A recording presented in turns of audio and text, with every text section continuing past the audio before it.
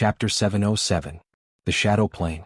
A huge silver-white ring was placed on the ground, surrounded by countless strange runes. A staircase was paved with white marble, and in the middle was a laboratory that Gloria had set up in the Shadow Plane. At this time Gloria and the Fallen Witch were standing on both sides of the ring. The two legendary witches floated in the air, and their bodies were surrounded by powerful magic. Soren's position was at the periphery, and his whole body was shrouded in a divine light. At first glance, mortals couldn't help but want to worship him. His divine power was being consumed slightly. It had been a week since Soren returned. Because he had consumed a lot of divine power while helping the goddess of magic, he had been quietly accumulating power during this time, wanting to master the divine spark ability, space change, as soon as possible. However, what he had to do today was more important. Even if Soren didn't have enough divine power, he had to be present to help the two legendary witches. It's about to begin. Gloria's voice was directly transmitted to Soren's mind. She said seriously, "If anything goes wrong later, immediately open a divine barrier and cut off the energy connection of the floating ring. Mother and I don't have enough energy to pay attention to other things while maintaining the floating ring. I'll leave everything to you." Soren's expression was quite serious. He nodded slightly and said, "It's fine. Just do it. I'll be here. Nothing will go wrong." Hearing Soren's words, Gloria's expression couldn't help but relax a little. She slowly said, "Okay. Let's begin." As the arcane runes on the silver-white floating ring lit up one by one, two powerful magic began to madly converge, and then formed a substantial energy vortex. Then it began to be injected into the ground under their feet, and through a strange runic circuit, it was transmitted to the large floating ring in the center. Buzz! An inexplicable resonance began, and the surrounding ground suddenly trembled violently. Crack! A series of cracking sounds could be heard. Under the effect of the enormous magic power, the ground under Soren's feet seemed to have experienced a violent earthquake. Following that, the ground around them started to crack. With Gloria and the Fallen Witch as the center, the ground within 100 meters of them formed oval-shaped cracks. The solid rocks gradually cracked, and the ground seemed to have been forcibly uprooted by some kind of powerful force. Gravity began to distort. Every plane had different gravitational influences, but the laws of gravity in the multiverse were not determined by matter like in his previous life. Instead, they were determined by the degree of connection between the plane and the Earth elemental plane. For most legendary adepts or the kingdoms of gods, gravity was something that they could control when they created it. Change the structure of the plane, change the space of the plane, and change the connection between the planes. The creation of a half-plane determined the things that the creator needed to control, including gravity, air, plane barrier, atmosphere, and so on. The scattered stones in the surroundings strangely floated up. At this time, the gravity in the vicinity of the floating ring had been completely distorted. Some things were strangely suspended in mid-air, and the huge force had caused the nearby space to have a resonance effect. If there was even the slightest abnormality, something very dangerous could happen. Energy transfer complete. The figure of the Thaling experiment ET-1 floated out of the central laboratory. Because the gravity was temporarily distorted as an experimental Thaling, its strength was not enough. It now looked like it was floating in the astral plane. But at this moment, it still did its job dutifully. It said in a cold mechanical voice, "The floating ring is operating normally. The current operating speed is 60%. The experimental effect is expected to be achieved after the operating speed reaches 80%. Rumble. The surrounding ground completely cracked. With Gloria and the Fallen Witch transmitting their magic power at the same time, the ground within a diameter of 150 meters with the laboratory as the center was completely split from the surface. Then it slowly rose into the air under the distorted gravity. The process was quite slow, but with the operation of the floating ring, the separated ground floated to a height of about 10 meters. It looked like a floating island. "It's a success." Soren's expression couldn't help but become excited. The light of divinity shrouded the surroundings. Although his magic power was not as good as the two legendary witches, his divine power could replace most of the power of the mortal world when needed. Energy transfer is stable. Start recording the progress of the experiment. Calculating the power of the floating ring. A red light appeared. Thaling experiment number 1's gemstone eyes shot out a ray of light. It looked like a scanning ray from the future era. This was a very advanced detection spell, knowledge from the alchemy books of the Wizard Tower. Gloria's face was slightly pale. Fallen Witch's condition was not very good at the moment. The energy required to test a large floating ring was difficult for even a legendary witch to bear. But before they mastered the energy device technology of the Arcane Empire, they could only use this method to test the recently completed research of the floating ring. At this time, the alchemy laboratory and the surrounding land had been completely lifted. The weight could not be calculated for the time being, but judging by the naked eye, it was definitely more than 100,000 tons. Because it was only a preliminary test, they did not go too deep into the ground when they split the surface. If they wanted to lift the deeper layers of rock, then the power of the floating ring would be a lot higher. Time passed by minute by minute. The power of the floating ring became more and more powerful. When the energy transfer reached a critical point, Gloria and Fallen Witch stopped the energy transfer at the same time. Then the arcane runes near the laboratory faded one by one, and finally, in a strange way, they were suspended about 10 meters in the air. Soren's power was crazily outputting. The light of divinity shrouded this space. Gloria and Fallen Witch, who had stopped the energy transfer, did not stay idle. Instead, they quickly descended around the floating ring. The hand of magic controlled alchemy devices in the air and buried them into the ground at an amazing speed. These alchemy devices looked very similar to the energy transmission devices of the demiplane golem factory. They arranged the magic circuit in a way that ordinary people could not understand, and finally connected the 6 energy nodes on the large floating ring. The magic circuit is complete. Start the last step of the test. Synchronizing data calculation. The cold mechanical voice echoed. Gloria was a little relieved and then a little nervous, looked at Fallen Witch, and then nodded to Soren outside. Holy form. Soren's figure seemed to be magnified in an instant. He looked like a human figure emitting holy light. In the process of accelerating the consumption of his divine power, when the energy operation broke through the limit, he suddenly withdrew all his power. Buzz. The land suspended in midair suddenly shook and then fell sharply. However, at this time the magic circuit was also instantly lit up. After falling about 5 meters, the small floating island gradually rose and finally stabilized at a position about 20 meters above the ground. It worked. Gloria's face was full of excitement, and Fallen Witch also hugged her excitedly. Finally, it worked. After spending a lot of energy and effort, they finally completed the research of the large floating ring. The energy consumed by the floating city would be greatly reduced when maintaining the floating state because many runes had been solidified on it. If the energy needed was too large, even the alchemy technology of the Arcane Empire could not maintain it. There were many aspects of the floating city's energy consumption, and the Arcanists were not so paranoid as to spend most of their energy on maintaining the floating state of a city. It looks like it's a success. Soren was also a little relieved at this time, but then frowned and murmured, but it's still a little small. Is the power of a large floating ring only able to maintain this level of operation? A land with a diameter of 150 meters. If it was used as a standard for a house, then this area was really not small. But if it was used as a standard for a city, this area was really nothing. The floating city of the Arcane Empire was a real city, not like the one in the Silver Age, which was only the size of a dozen castles. Any recorded floating city had an area of more than 10 kilometers, which was equivalent to raising all the land from the city of Motor to the port area into the air. A large floating ring had exhausted the strange silver-white metal obtained from the Wizard Tower. If they really wanted to raise a city into the air, then at least hundreds of such large floating rings would be needed. This was simply not a task that could be done by individual strength. Floating successful. The elemental pool is working properly. Record the results of the experiment. With the stable operation of the floating ring, the floating stones distorted by gravity also fell to the ground.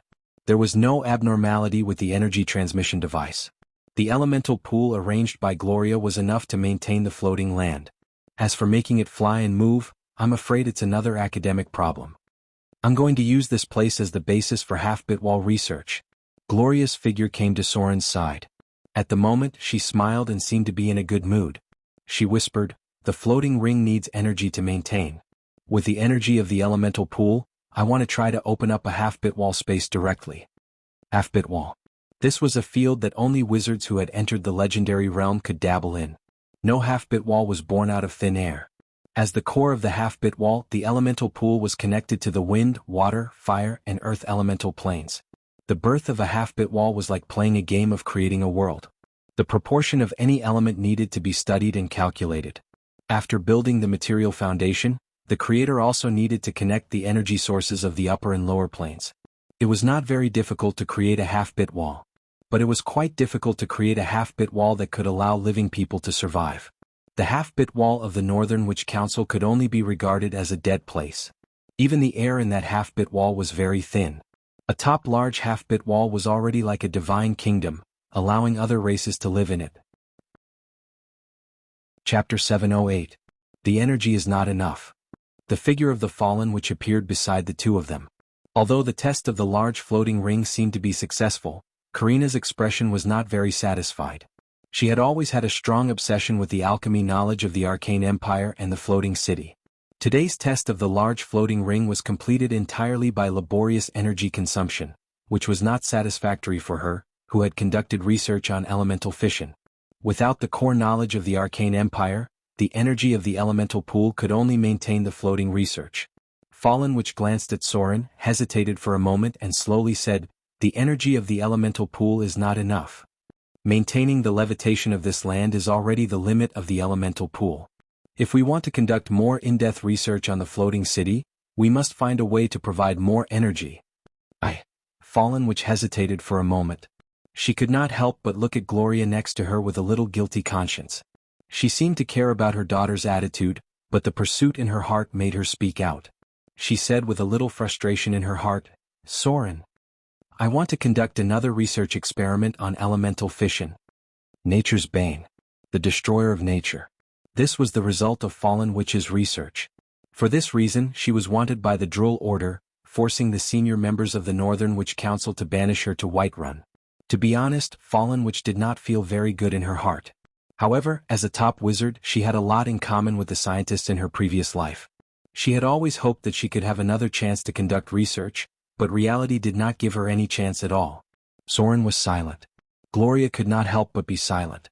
The silence of the two made Fallen Witch's expression suddenly become very lost. It seemed that she did not know what to say for a while. Elemental fission research. This thing was similar to atomic bomb research, but it was probably more dangerous than this. At the beginning, the research work of the Fallen Witches was supported by the Northern Witch Council. In order to carry out this research, the Northern Witch Council provided a lot of materials and manpower. The cost of this thing would not be much less than the Manhattan Project. With the current financial resources of Mordor City, it would inevitably be a very heavy burden. Most importantly, the elemental fission in this world was caused by direct energy. If an accident were to occur, it would be too uncontrollable. It could be equivalent to an atomic bomb explosion. Back then, the disaster caused by the Fallen Witch was a terrifying explosion. It seemed like there was no chance. Soren and Gloria's silence made the Fallen Witch smile bitterly. She turned around and was about to leave when Soren suddenly spoke. "Wait a minute." Soren's expression was solemn and he seemed to be hesitating. After a while he said slowly, "Let me think about it. How about I give you an answer later?" Was there a chance? The Fallen Witch's face suddenly showed a hint of surprise, and Gloria could not help but look at Soren in shock. It seemed that she wanted to say something. To be honest, even if the Fallen Witch was her mother, she did not agree with the other party to carry out such a dangerous research. Soren seemed to have an answer in his heart. He looked at the Fallen Witch in front of him and said in a deep voice, "I have something to deal with in 2 days. If there are no accidents, I should be able to give you an answer when I come back." The Battle of Golems. According to the timeline, the Battle of Golems should be about to break out. This was mentioned a long time ago, including the legendary Blade Master who appeared in this battle. The reason why Soren agreed to the Fallen Witch's research was also related to this battle.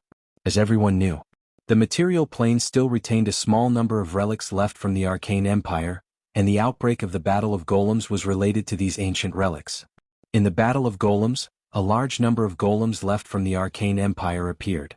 These golems that had been silent for a long time were all activated, which must require a very large energy supply device. The intensity of the Battle of Golems was no less than a war between kingdoms. To be able to supply the energy consumption of so many golems, Soren was very suspicious that there was a relatively complete energy supply system left from the Arcane Empire in the depths of the ruins where the Battle of Golems broke out. There were only a few dozen golems in the city of Mordor, but thousands of golems were activated in the Battle of Golems. There was a huge difference in energy between the two. The energy consumption of maintaining the golems would not be lower than that of the infantry armor in the Star Age. The elemental pool of Mordor could only supply a few dozen golems. It could be understood as a power station, but the battle of golems was equivalent to an armored infantry legion. If they could gain something in the battle of golems, Soren would agree to the research work of the Fallen Witch. A day passed in the blink of an eye. Gloria had undoubtedly become a person of action. The day after the elemental pool was relatively stable, she began to prepare for the construction of the half-bit wall. Creating a half-bit wall required a high level of basic knowledge. For example, knowledge plane, knowledge space, knowledge elements, and so on. Under normal circumstances, at least 500 points of knowledge were needed to meet the requirements of creating a half-bit wall. Soren's knowledge was not enough. As a god, his knowledge was not as good as that of a legendary witch. It was a bit shameful to say it out loud. But Soren was now studying and mastering the ability of the divine personality, space change. So when Gloria was preparing to create the half-bit wall, he could still play a great role. The core part of the half-bit wall was naturally the elemental pool. Gloria had already completed this part, so what she needed to do next was to open up a small dimensional space crack. It was a deep darkness. There was almost no light in the surroundings, and only some silver-white halos could be vaguely seen at the farthest distance. Gloria's figure stood in the void. This was the dimensional space crack that she opened up. It was an unstable space that could disappear at any time. What she needed to do next was to connect it to the elemental pool that she had built, and then rely on the energy of the 4 elemental planes to stabilize this dimensional space. A divine radiance emerged. Soren's figure also appeared in this small dimensional space. He looked around a little, then nodded to Gloria and said, "Let's begin. Earth elemental plane. Fire elemental plane. Wind elemental plane. Water elemental plane." In the deep, dark void beneath their feet, the energy radiance representing the 4 elemental planes gradually emerged. Traces of elemental power were extracted from the 4 elemental planes and injected into this narrow space. In an instant, Soren felt a heavy force. This was the gravity formed by the connection to the Earth elemental plane. It was not the gravity of the half-bit wall, but the gravity transmitted from the Earth elemental plane. Then there was a trace of scorching temperature. The temperature inside the newly formed dimensional space was quite low, basically not much different from the astral plane. For ordinary people, entering it was like entering space. That was to say, with their strength there was no impact at all. Ordinary people would have died a long time ago. Then there was a faint breeze. Thin air began to appear in this narrow space. At this time, Soren could already disperse the divine shield on his body. Those professions below the legendary level could also temporarily move around in this space. Finally, there was a trace of warm water vapor. As the half-bit wall and the 4 elemental planes completed the connection, a very thin film-like barrier began to appear at the edge of the space under the influence of the power of the laws of the multiverse. Plane barrier. A planar barrier that couldn't be more fragile took shape. 15 meters in diameter. Soren scanned with his perception and determined the size of the half-bit wall. With the strength of the legendary witch Gloria, she could only create such a large space at the beginning. Now it could not be called a half-bit wall, it could only be said to be a very small extra-dimensional space. Of course, if a god wanted to create a divine kingdom, then it must be much, much bigger than this. This space needed to be expanded little by little. The half-bit wall controlled by the Northern Witch Council had been nurtured for hundreds of thousands of years. Under normal circumstances, Gloria wouldn't be able to create a decent demi-plane without decades of time. But who told her man to be a god? Saint form. Soren's figure turned into a tall figure emitting golden light in an instant. With the power of divinity enveloping this narrow space, the speed at which the elemental pool extracted energy began to increase rapidly, and this dimensional space, which was only 15 meters in diameter, was also constantly expanding. What gods mastered was the power of the laws. Creating a divine kingdom was the basic ability of every god. This was the gap in the level of the laws, which could not be matched by pure power. His divine power was constantly being consumed. But the space of the half-bit wall was constantly getting bigger. 30 meters. 50 meters. 100 meters. 150 meters. 200 meters. 300 meters. When Soren stopped consuming his divine power, this dimensional space had been expanded 20 times, reaching a diameter of about 300 meters. However, Soren still did not seem to be satisfied with this. "I can only open up such a large space." Soren rested for a moment and then said, "I must leave a part of my divine power to construct this bit wall. So, let's start with creating land." His divine power was still not enough. Soren had regarded this as an exercise to create a divine kingdom at the moment. Creating a half-bit wall was like a child playing with mud. It did not matter whether it was suitable for human survival or not. But if it was a divine kingdom, then it must not be so casual. Connect to the elemental plane of Earth. With the continuous infusion of Soren's divine power, the elemental pool under the void suddenly began to run wildly. The connection channel representing the elemental plane of Earth suddenly covered the other elemental planes. With a huge amount of elemental energy being introduced into the half-bit wall, a tiny dust suddenly appeared in the void under the two people's feet. Chapter 709. A very inconspicuous speck of dust. But it was the beginning of the entire half-bit wall. As Soren extracted more and more energy from the elemental plane of Earth, a rock structure gradually appeared under the two people's feet. The process of forming the Earth was not slow. Although it was only inside a very narrow space, there was a spectacular and shocking feeling of creating a world. The kingdoms created by the gods were all energy extracted from the elemental plane because no god, not even the existence of a great divine power, could gather such a huge amount of power completely by themselves. This was an application of the energy of the multiverse. As gods who mastered the power of the laws, they could easily control all this. But if it was done by a legendary wizard, the time and energy needed to be spent would be many times more. Matter and energy. It was difficult to explain clearly in a few words, but in short, all planes relied on the foundation of the four elemental planes. The half-bit wall would grow. The half-bit walls in the multiverse today were all extracting the power of the four elemental planes little by little over a long period of time, and then expanding to the current scale. The power of the four elemental planes was almost endless. The mysteries contained the deepest secrets of the multiverse. Even the high and mighty gods could not figure out the rules behind it. Soren did not let the land cover the entire half-bit wall, he only covered a part of it. The half-bit wall needed to form a balance. Connect to the fire elemental plane. The power of fire in the elemental pool began to expand rapidly, and soon replaced the connecting channel of the elemental plane of Earth. Under the thick rock layer, the power of the fire element became stronger and stronger. When it reached a certain critical point, magma began to appear under the surface.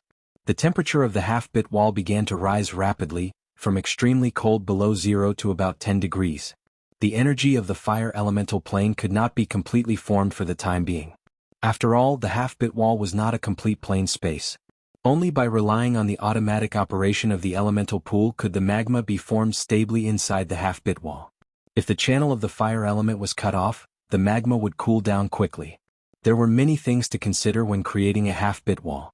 The energy of the elemental plane of Earth was too heavy, and the gravity of the half-bit wall would be greatly increased. There were many spaces in the multiverse that had a serious gravitational influence. In some levels of the abyss, the gravity was even more than 10 times that of a material plane. This was because the plane of the abyss had been deflected when it was formed. This meant that the energy of the Earth elemental plane had completely suppressed the other planes. The gravity is almost there. The temperature is about right. Soren sensed the changes in the demi-plane, then nodded at Gloria and began to connect to the wind elemental plane. The power of the wind. The thin air inside the half-plane gradually filled up along with the elemental channel. The power of the wind elemental plane was very important to the entire half-plane. Whether other creatures could survive in the half-plane depended on the creator's understanding of the wind elemental domain. This was really a top student-level mission. There had been many legendary adepts who had been able to create pseudoplanes since ancient times, but there were very few adepts who had been able to turn their pseudoplanes into living spaces for other species. This was because the creator's understanding of the world was taken into consideration. This was the same even for gods. Some gods' kingdoms were very beautiful, but some gods' kingdoms were very barren. The knowledge of gods was also limited. Although some gods tried to imitate the runes of material planes to create divine kingdoms, because of the difference in their own power, the divine kingdoms created in the end were very different. The transformation of divine kingdoms was an extremely large project. In addition to collecting faith, most gods were thinking about how to build their own divine kingdoms. In other words, it was the ideal kingdom that the gods hoped for. Connect to the water elemental plane. A trace of water vapor appeared in this narrow half-plane. Under the guidance of Soren's divine power, the uneven ground gradually converged into a pool. Earth, water, fire, air. The connection between the half-plane and the four elemental planes had been formed. With the constant operation of the elemental pool, The energy from the 4 elemental planes would gradually flow into this half-plane. This process was quite slow. The Earth would grow at a speed invisible to the naked eye. Perhaps after a year, the land area here would expand by 1 or 2 meters, and then the other 3 elements would also increase.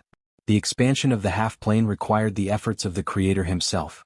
By strengthening the size of the elemental pool, guiding his own power, or even directly transferring things from other planes and so on, this small space would constantly grow and change. When the power of the 4 elements reached a critical point, the Creator would have to plan this space. One was artificial transformation, such as where the water flow should start, the size of the lakes and oceans, how the nutrients of the land should be suitable for the growth of plants, whether the changes in the monsoon and weather were necessary, and what the difference in temperature between the north and south of the half-plane should be, and so on. Most creators let it change on its own, only occasionally guiding it when needed. Therefore, some spaces had very high gravity, some spaces had very low temperature, some spaces were full of wind and sand, and some spaces simply turned into a sea of fire. Soren had been to a half-plane that was completely a sea of fire, and magma could be seen flowing everywhere on the ground. Now it depends on what you're going to do here. Soren took back his divine power. He just helped Gloria to open up the connection between the 4 elemental planes and lay the foundation for this half-plane space. How to build it depended on Gloria's own ideas. It should have more life aura. Gloria's figure floated in the air. As the half-plane space she opened up, she had her own power of law, a kind of ability to control the entire space. This half-plane was her home ground. The elemental pool slowly rotated, like a whirlpool constantly drawing energy from the 4 elemental planes. The part that represented earth and water was obviously higher than the part that represented wind and fire. Gloria seemed to have her own understanding of the structure of the world. If this continues, there will be more and more water in this half-plane, and the land will gradually increase. Soren didn't say anything at this moment. The power of a single element was one-sided, just like how earth and fire could form magma, and the collision of cold and heat could form a monsoon. The power of any space didn't exist alone. The 4 elemental planes also had other elements, but they had their own home ground. In the corresponding elemental plane, the energy of the home ground element completely crushed the other elements. Mortals couldn't move at all when they entered the earth elemental plane because of the supergravity. They could be quickly burned to ashes when they entered the fire elemental plane. It was almost impossible to find land when they entered the wind elemental plane, and they could only rely on swimming when they entered the water elemental plane. The material plane was a flat surface. Soren had discovered this a long time ago. The material plane was a huge flat surface. It wasn't a planet. If one looked at the material plane from the perspective of a god, everything was completely different from his previous life, including the huge passage at the bottom of the material plane that connected the 4 elemental planes. Since Soren became a god, he had been guessing who created the material plane. This was an incredible world. Chapter 7:10. The creation of a half-plane was not something that could be completed in a short period of time. After stabilizing the connection between the 4 elemental planes, Soren and Gloria returned to Motor City. At present, this half-plane did not have much use, and Gloria could only use it as a storage space. Only when it was built to the level of a dimensional fortress could the half-plane really play a great role. Many legendary wizards did not choose to stay in the material plane. Instead, they built their demi-plane into a gigantic sphere of another dimension and traveled through the endless multiverse. Speaking of this matter, Soren remembered an important piece of information that had recently been sent back from the Southern Wizard Alliance. The time was about 3 days ago. All of a sudden, a strange vibration occurred in the South Wizard City. Then, a huge spherical building suddenly appeared near the northwest city wall of the Wizard City. A great wizard from 300 years ago had returned to the material plane. Because Motor City's penetration into the Wizard City was still relatively weak, the channels to obtain information were quite limited. Therefore, the information sent to Soren was a bit vague. He could only confirm that it was a huge dimensional fortress. The owner of the fortress was an explorer of the astral world. 300 years ago, he was a great wizard who was in charge of one of the 3 major seats in the Wizard City. After this great wizard entered the realm of advanced legends, he spent his life's wealth to transform his half-bit wall into a huge extra-dimensional fortress. Then he began his journey in the astral world. Just like that, 300 years had passed. During this period, the Wizard City was completely cut off from the great wizard, and no one knew which corner of the astral world this great wizard had wandered to. After all, A half-plane that had been strengthened to the level of a dimensional fortress could be regarded as a small floating city. If necessary, this great wizard could even transfer the dimensional sphere to other planes. If he was not afraid of death, he could directly teleport to a certain level of the abyss. Astral explorers were very powerful beings. The strength of advanced legends could only be said to have reached the threshold of entry because no one knew how many dangerous enemies they would encounter in the boundless sea of the astral world. There was a small accident when the dimensional sphere was teleported to the wizard city. It seemed that a part of the half-bit wall had hit the wall of the wizard city. According to the information obtained by Soren, the entire dimensional sphere was still in a sealed state, and the higher council of the wizard city could not contact the inside of the half-bit wall. They could not confirm whether the great wizard who traveled in the astral world was still alive, and whether there were any abnormalities inside the dimensional space. Over the long years, the strong people born in the material plane had never given up on exploring the endless starry sky. During the battle with the ogres in Whiterun, the two-headed ogre claimed to be the descendant of an explorer of the astral plane. The extra-dimensional sphere hit the wizard city. Incidents like this rarely happened in history. There was a record of a collision in Amu a long time ago during the cataclysm. At the time, the demiplane's master had already fallen, forming an independent demiplane in the city of Amu. Later on, this demiplane seemed to be destroyed for some reason. The wizard city now seemed to be preparing to gather people to open the gate of the extra-dimensional fortress, but because of the independence of the half-bit wall, they could not enter it for the time being. Some of the half-bit walls were left with special marks when they were created, and some could only be entered by the direct bloodline of the creator.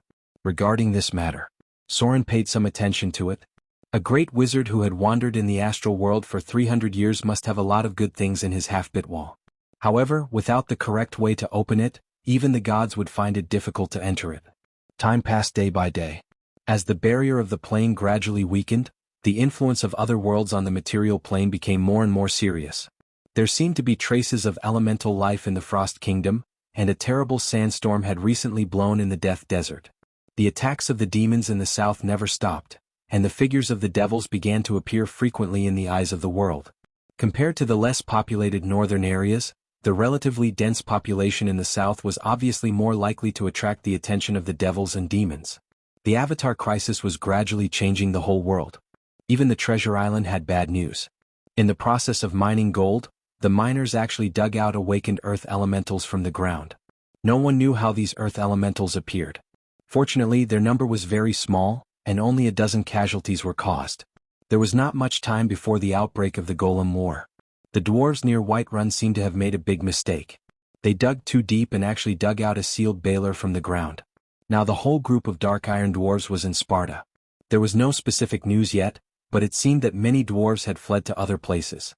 Calculating the time, it seemed that the dwarves were also going to suffer. This race was not large in the material plane, far less than the halflings who had the protection of the powerful Lord God. It was mentioned before that they had angered a very dangerous black dragon. According to the progress of time, it should be a month or two later. The new year had passed, but it seemed that no one had a good time this year.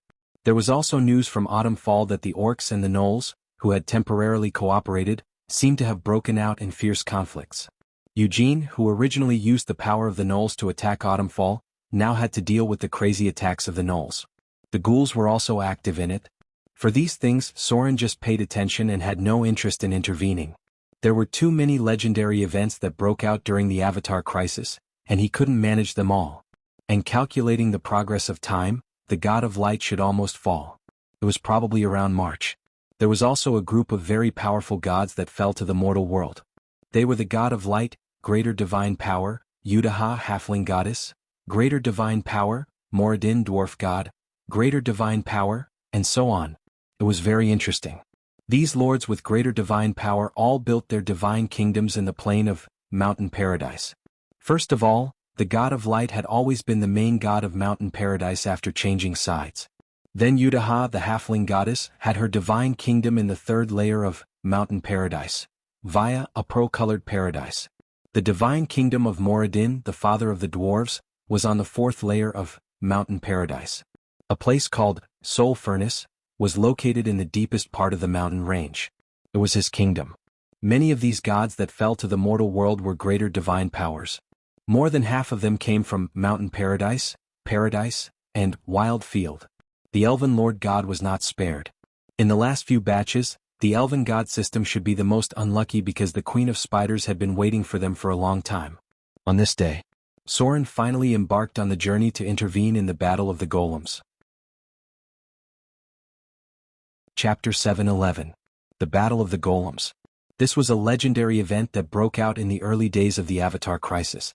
It was caused by an unknown adventurer team that went deep into a certain ruin near the Gobi. There were a large number of ancient ruins in the material plane.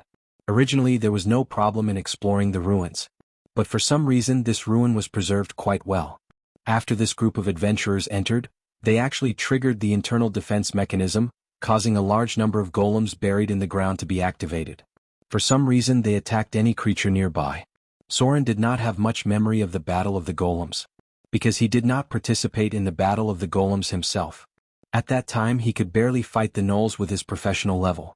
Only the top adventurers could join in, and it was only a relatively peripheral battle. Soren remembered that more than 600 people died at that time. Finally, one of the diamond golems was killed by the adventurers in the early days of the Avatar Crisis. The Battle of the Golems broke out in the next area. Soren was not very clear about the specific location, but he knew that it was the periphery of the Arcane Empire. That was to say, this underground ruin was not formed by the fall of the floating city, but an ordinary city that was directly buried because of the disaster. In this battle, a legendary sword saint appeared. Soren vaguely remembered that this legendary sword saint did not seem to be from the south, but a practitioner from the east. There were many similarities between sword saints and monks. There were far fewer spellcasters in the east than on the mainland, but there were many other professions. The number of advanced sword saints, which was relatively rare on the mainland, also increased greatly in the east. Even the sword saints who practiced in the south would choose to travel to the east after reaching a certain level. Greater teleportation. With a flash of magic, Soren's figure appeared in the city called the Pearl of the Desert. The advantage of spellcasters in traveling was still much stronger than other professions, not to mention now that Soren's spellcasting ability had been greatly improved. The wizard profession level and the arcanist profession level were given a back door by a certain goddess. Although there were no additional abilities like the Archmage advancement, he could already calculate spell slots according to the total profession level of 15. To put it simply, now Soren had an additional level 8 spell slot in his class. However, of course Soren had more than that. If it wasn't for the fact that he wasn't strong enough to master legendary level spells, he could have used the legendary level spell slot he had. Goddess of Magic's Blessings, innate ability. As a spellcaster you are one of the luckiest ones. The Goddess of Magic favors you. She opened a door for you within the magic net, allowing you to use the power of the magic net more easily. Your grasp of the weave has already far surpassed that of other spellcasters, and the mysteries of the inner layer of the weave are completely open to you. All spell slots +1, automatically granting magic mastery, spell penetration and arcane proficiency. Soren had quite a few unique abilities. These included the Blessing of the Misfortune Goddess and the Blessing of the Ocean Goddess. However, these two blessings were only of a very low level. The abilities granted by the Goddess of Magic were far beyond the scope of these two blessings. To some extent, Soren had a part of the abilities of the Chosen One.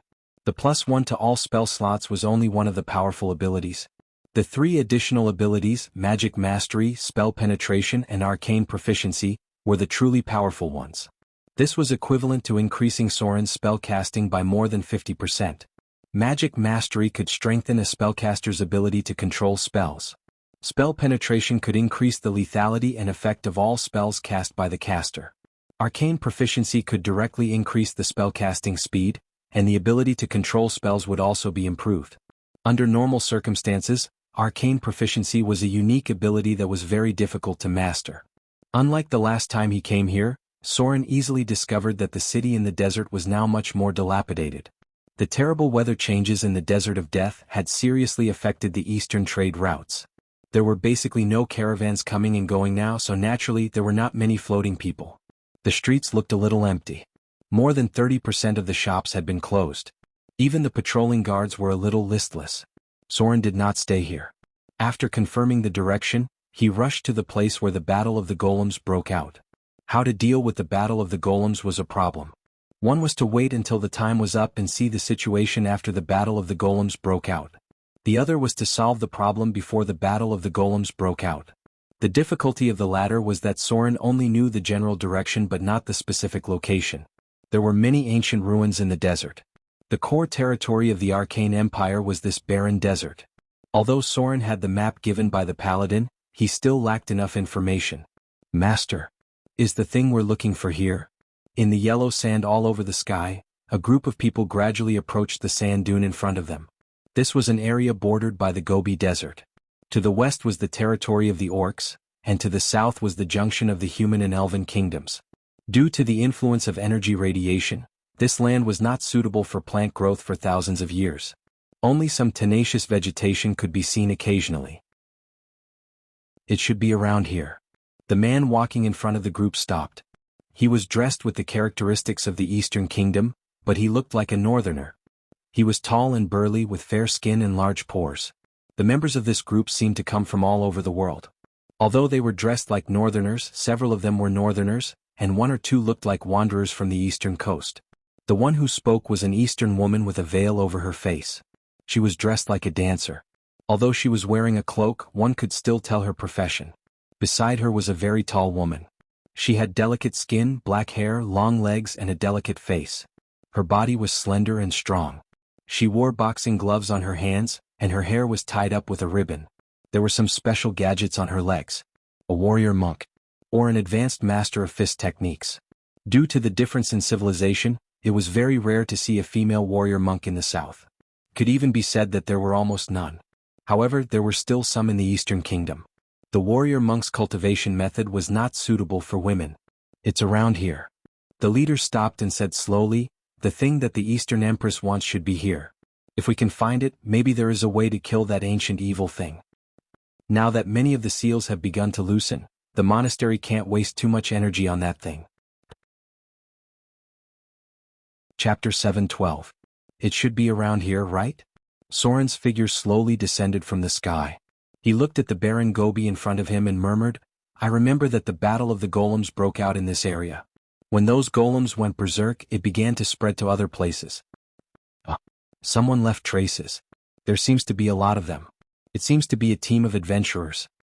Tracking clergy. As a god who controlled the tracking clergy, Soren found the traces left on the ground at a glance. These traces had been left more than a day ago. The sandstorm had buried most of the things, and even a legendary ranger might not be able to get much information. But all this was not a problem for Soren, who had mastered the tracking clergy.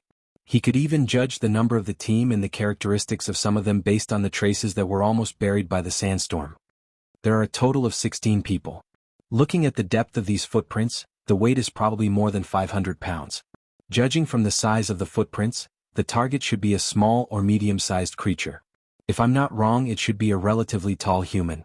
It's impossible for a human to leave such heavy footprints.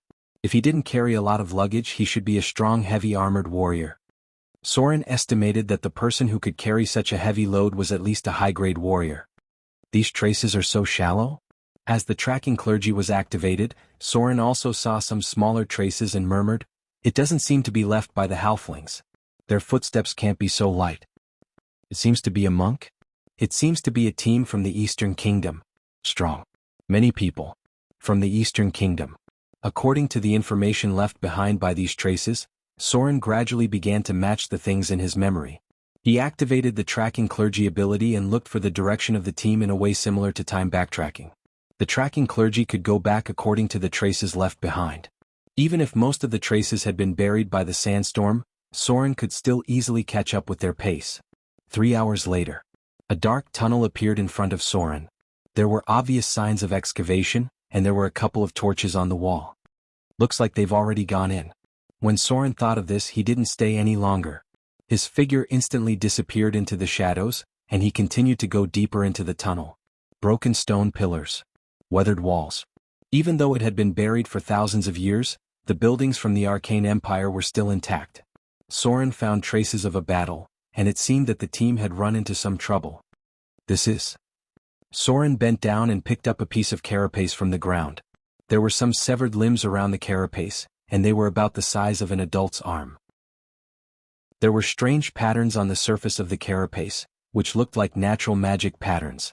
It was almost impossible for a normal creature to have a limb like this. In Soren's memory there were only a few creatures that had something like this. A magical light appeared in his palm, and he muttered to himself, could it really be the Nell beetle? Nell beetle. Challenge rating, 10. Challenge difficulty, S. Underground insectoids. Neutral. Mutated creatures. The number of insectoids in the multiverse was very large. Almost all the planes that could survive could be found with traces of the insectoids. There was even a demon lord of the insectoids in the bottomless abyss. The proliferation of mutated insectoids even caused a lot of trouble during the Arcane Empire and the Thorium era. However, after a few crises, many forces began to wipe out the insectoids. In the deepest part of the bottomless abyss, many demon lords were still guarding against the insectoids' counterattack. The demon-hunting spider was a creature created by the demon prince Demogorgon by extracting a part of the insectoid's abilities. The insectoids in the material plane were relatively rare, but they were a relatively common creature in the lower planes. If it's really the Nell beetle, it won't be easy to deal with. The ancient ruins of the Arcane Empire had a lot of energy radiation, so there were a lot of mutated creatures, and some very dangerous creatures were often born. The Nell beetle was one of them. This 10-legged beetle-like creature had a hard, bright red carapace. Its 2 sinister claws swayed in front of its 4 black round eyes and jagged jaws. Their huge mouthparts were very dangerous, and they communicated with each other through a kind of vibrato. The Nell beetle was a mutated giant beetle. A long time ago it was distorted due to excessive exposure to shape-shifting magic and sound wave energy. Since the day they were created, these giant beetles with 12 legs would breed in their underground nest, building a huge and complicated tunnel system, just like an ant hill. They were creatures that could easily mutate. In areas with high energy radiation, it was very likely that new mutated creatures would be born. The reason Soren knew more about this was because Nell beetles were not rare in the Underdark. They were mindless hunters. Their only purpose in life was to reproduce and expand their nests. When the beetles in a nest overproduced, the Nell beetles would open up a new nest. It was known that Nell beetles were used as mounts by the races in the Underdark. The Earth Goblins had tamed them in the past, and several orc tribes had tried to do the same. The knights who rode Nell beetles in the Underdark would sometimes become the elite combat units of the tribes or cities they belonged to. A Nell beetle was usually about 9 feet long and weighed about 1,500 pounds. There are no traces of Earth Goblins. This place is not suitable for Earth Goblins to live. It seems that there is no passage to the Underdark. Soren looked around and confirmed that this was just a wild insect nest. The Nell beetle could be tamed as a mount. Creatures that could tame this kind of insect were not easy to deal with. Some powerful tribes and cities in the Underdark would control them. They were a very difficult native force to deal with. The wild ones are slightly better. Soren continued along the passage, but he was much more careful than before. An adult Nell beetle had 26 points of strength and 22 points of constitution. In terms of strength, it was comparable to a middle-grade demon in the abyss. If there were mutated creatures that were affected by energy radiation, then the danger level was even higher. The Nell beetle was extremely dangerous when used as a cavalry mount. Its collision force was even more terrifying than that of a drake. The drows had also tried to tame them. However, because it was not as easy as the petrifying lizards, they finally chose to give up. Buzz. A strange vibration suddenly came from the deeper part of the passage, followed by a piece of sand falling down crazily. Sound wave attack. The Nell beetle had the ability to attack with sound waves. It was a special attack that could not be defended by conventional means and could only be resisted by constitution. It seemed that those people had encountered a large number of Nell beetles. Otherwise, it would not be possible for even this place to be affected. Soren's figure instantly turned into a shadow and rushed out. The surrounding scenery was passing by quickly. There were some huge insect corpses in front of him, and 1 or 2 human corpses could be vaguely seen. This adventurer team had already suffered casualties. Phew, phew, phew. In the rapid breathing, Dee retracted her hands. She moved her wrists and gently rubbed her temples. These damn insects. An oriental dancer with a dagger in her hand landed beside her. Her arm was bleeding. She looked a little embarrassed and said, "There are too many of them. We can't kill them all. We have to think of another way." Annoying insects. Not only did they have hard carapaces, but they could also send out strange sound wave attacks. There was no way to defend at all. If it were not for the strength of the adventurers present, they would have been directly cleared out by the sound waves. Dee's current state was not very good. As a pugilist, although she had legendary strength, it was still very difficult to deal with these Nell beetles by physical means. They were too difficult to fight. And although the monks had extremely strong magic resistance, the effect was not good in the face of sound wave attacks. If it were not for the other strong people in the team, they would have died this time. Do you remember the hall we passed before? At this time, a rogue in the team suddenly spoke. While dodging the attack of the Nell beetles, he shouted, "There seem to be a lot of golems there. Maybe they can still be activated. If they can be activated, we may be able to use them to deal with these damn insects." They had gradually approached the core area of the hive. Obviously, some things from the Arcane Empire were still preserved here. The rich energy radiation created such a large hive. Dee even suspected that what they were looking for was in the deepest part of the hive. Who knows alchemy? At this time, another person in the team spoke and shouted, "Those who know alchemy, go and try. We'll cover you and rush over. These insects can't be killed. If we continue to delay, I'm afraid we will all be killed by them." But trembling noises could be heard coming from the tunnel ahead. They had no idea how many Nell beetles there were here. They had already killed 30 to 50 of them, and there seemed to be even more beetles rushing over from the other side of the tunnel. "I'll go." The Oriental dancer at the back of the team suddenly jumped out and shouted to Dee next to her, "Cover me. I still have some understanding of alchemy. Maybe there is a way to activate those golems." There were not many spellcasters in the team. There were not many spellcasters in the entire Eastern Kingdom. The Oriental dancer also had a certain amount of spellcasting ability. Many of them inherited the bloodline of the warlocks. Because she needed to use alchemy potions and study puppetry, the Oriental dancer had good attainments in alchemy. In the Eastern Kingdom, the golems had evolved into another kind of puppetry. Chapter 7:13. As Soren went deeper and deeper, the underground passage became wider and wider. Some more complete buildings began to appear around him. At the same time, there were more tunnels dug out by Nell beetles. The width of these tunnels was more than 5 meters, and it seemed that this place had been dug into a huge underground network. At an intersection of the tunnels, there were traces of a battle on the ground, and there were 7 or 8 dead Nell beetles. There was a strange buzzing sound coming from afar. Soren's divine perception network found at least hundreds of beetles' traces. A large door appeared in front of him. This should be the entrance to the underground ruins. It's still well preserved. Soren entered the underground ruins. He reached out his hand and touched the runes left on the wall. He murmured, "It seems that the whole place was enchanted with magic. That's why it hasn't been damaged after thousands of years. Even during the Arcane Empire, not every building was enchanted. This should be a more important place, right?" Rumble. There was a sound of something collapsing. Soren couldn't help but quicken his pace. After passing through a narrow tunnel, Soren's vision suddenly widened. He arrived at a very large hall. In front of him were piles of golems that hadn't been activated yet. At the front were a large number of clay golems. They were badly damaged and many of them were eaten by insects. Less than 1/10 of them were still intact. However, the golems and iron golems at the back were more complete. It was estimated that more than 50% of them were still intact. It was just that he couldn't be sure if the internal parts were damaged or if they could be activated after energy was injected. This is... Soren found a faint light of magic in a corner. After touching it and triggering the magic, a magic scroll left behind by the Arcane Empire appeared in front of him. Insects. There are more and more insects. We have to kill the mother insect to get rid of all of this. The city hall has agreed to our plan. Capital. We're going to build a large golem factory. But it needs a lot of energy. We submitted an application to the Grand Arcanist Council. We asked them to build a large energy supply device for the city. But they refused. There's no other way. Those Grand Arcanists don't care about us at all. Now we have to take the risk. Part of the magic log was damaged, and Soren managed to decipher it with his divine ability, language proficiency.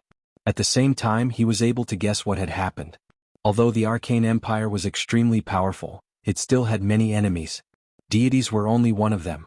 During the time of the Arcane Empire, there was too much magic energy. The huge amount of energy attracted a large number of creatures who had a strong desire for magic energy. Not only did the magic sunflower that destroyed the Age of Thorium appear during the time of the Arcane Empire, even some mutated insectoids from other planes were attracted by the huge amount of energy. The large-scale development of the astral plane also attracted a lot of dangerous gazes from the depths of the multiverse. Therefore, during the Arcane Empire, large-scale alchemy research and development was carried out. The mana engine was also developed based on this point. Without the need for war, there would not be such large-scale research. The energy radiation is not low. Soren closed his eyes and sensed the energy radiation that still existed here after thousands of years. This kind of energy radiation was very harmful to ordinary creatures. It was almost the same as being exposed to more intense nuclear radiation. The radiation here had not been eliminated until now, which meant that there was still a relatively serious source of energy radiation left here. This was also the reason why Nell beetles multiplied here on a large scale and turned this place into an insectoid nest. Clack. There was a noise in front of him. Someone's here? Soren suddenly raised his head and rushed over there. There was a smaller room behind the hall in front of him. At this moment he saw a familiar figure.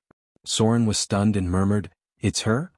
The Oriental dancer who had been in contact with Soren. At this moment the Oriental dancer, who looked quite embarrassed and was still injured, was fiddling with a bunch of complicated mechanical devices that were still intact. When she triggered a button, the entire underground ruins suddenly shook. Then he saw that the closed mana transmission devices were lit up, and the energy nodes were activated one by one. A huge source of radiation came from the depths of the underground ruins. In an instant, it was connected to the golem puppets in front of him through the energy transmission device. Energy nodes activated. Transmit energy. Golem army activated. Insectoid nest found. Elimination plan activated. Infected found. Ziz? Eliminate the infected. Eliminate the invaders. Ziz? Radiation source found. Activate the final defense plan. Activate the kill order. A series of electric sparks appeared. Soren didn't even have time to stop her. He saw a series of electric sparks burst out of the mechanical devices near her, and then there was a red alarm light. The energy transmission devices around her exploded directly because they were too old. The mechanical sound from one of the devices finally turned into a series of harsh alarms. Damn it. As the battle of the golems started, Soren found that he seemed to be a step late. Although these golem puppets had not left the underground ruins for the time being, with the emergence of light, all the golem puppets in the hall that were relatively intact moved. Eliminate the invaders. Eliminate the infected. Eliminate the mutant insectoids. Eliminate all enemies. Rumble. The stone wall at the back of the hall suddenly began to cave in. Then in the deep darkness, dense lights appeared. Soren's current location was just one of the places where the golem puppets were stored. There were many golem halls inside the underground ruins. The Arcane Empire was very dependent on the golem puppets. Even the guards inside the floating city were arcane puppets. The golem puppets replaced most of the labor force. In the most glorious period of the Arcane Empire, even most families had relatively cheap clay golems. Eliminate the invaders. A golem that was clearly broken suddenly rushed over. Its arm was completely damaged, but the energy core inside was still running. At this moment, there was a dangerous red light in its eyes, and it directly punched towards Soren. There was a problem with the operation program here. Soren was not sure whether there was a Thaling responsible for operation inside this large golem factory. If there was no Thaling responsible for maintenance, then the order after activation could not be changed at all. How could this be? The Oriental dancer's face was also full of horror at this moment. She had never thought that such a thing would happen after activating the golem puppets. As a special profession in the Eastern Kingdom, the professional characteristics of the Oriental dancer were a bit like that of a bard. It was a special advanced profession that could be used for both close combat and spell casting. Most of them had a trace of warlock's blood and were also proficient in a certain amount of alchemy. This was because many Oriental dancers had mastered a unique puppet technique, which was another way to make golem puppets. Relying on her half-understood ability, although she successfully activated the golem puppets here, it seemed that she did not let them execute the correct command when activating them. It was estimated that entering the correct command might not be useful. This ruin had been buried for too long. Gotcha. Soren frowned and dodged the attack of the golem. Then he punched the golem in the chest. The powerful force shattered its energy core, and the golem in front of him completely collapsed in an instant. A row of data appeared in front of him. Killed the golem. Extracting soul energy. You've gained 2100 slaughter EXP. In just a short while the entire hall was in chaos. Passages were opened all around, and then all kinds of golem puppets came out from various storage halls. Clay golem, golem, iron golem, flesh golem, diamond golem. In the deepest part of the hall, Soren even felt a trace of draconic aura. This was an ancient golem device. The manufacturing process was similar to the flesh golem. Its name was Dragon Skeleton Golem. It was a puppet life made from the bones of an adult dragon. Apart from that, the figures of some arcane guardians also appeared in the surroundings. They were the more difficult arcane golems to challenge. Let's go. Soren's figure suddenly appeared beside the Oriental dancer. He grabbed her and rushed to the side passage. The other party was obviously stiff when Soren appeared. When she heard a slightly familiar voice, she relaxed a little. At this time, hundreds of golem puppets had been activated behind them. According to the instructions set when they were made, most of the golems began to enter the passage dug by the Nell beetles. Destroy the Zerg. Found the Zerg nest. Attack. Clear. Found the source of radiation. Found the Zerg nest. Destroy the Zerg queen. Sizzle. The buzzing of the Nell beetles sounded. Some places in the underground ruins had seriously collapsed. In the Zerg passage, the golem puppets had been fighting with them. These dangerous Zerg were still not weak against a large number of golems, but when the diamond golems in the rear began to join the battle, the situation gradually changed. Soren did not know how many golem puppets had been activated. According to such a large golem factory, the configuration of the golem army during the Arcane Empire, and the prevalence of golem puppets during the Arcane Empire, there were at least 2,000 or 3,000 golem puppets that could be active at present. Chapter 7:14. It's you? The expression of the Oriental dancer seemed to be a little unbelievable, but after remembering the identity of Soren, she bowed slightly and said with a hint of nervousness and excitement, I'm sorry. I'm sorry. But why are you here, sir? Oh my God. I saw a true god. Maybe it was because she had been in contact with Soren. Although the Oriental dancer was very excited, she did not lose her composure too much. With Soren's current 150 legendary points, he had almost reached the limit of the material plane. Even legendary events could hardly improve his reputation. He was now known by everyone in the material plane. Whether it was the eastern countries or the outer islands, Soren's reputation had spread to every corner. Otherwise, the island countries in the south would not have been beaten like that and not dared to retaliate. Now if he wanted to continue to improve his legendary points, he was afraid that he could only involve the struggle of the plane.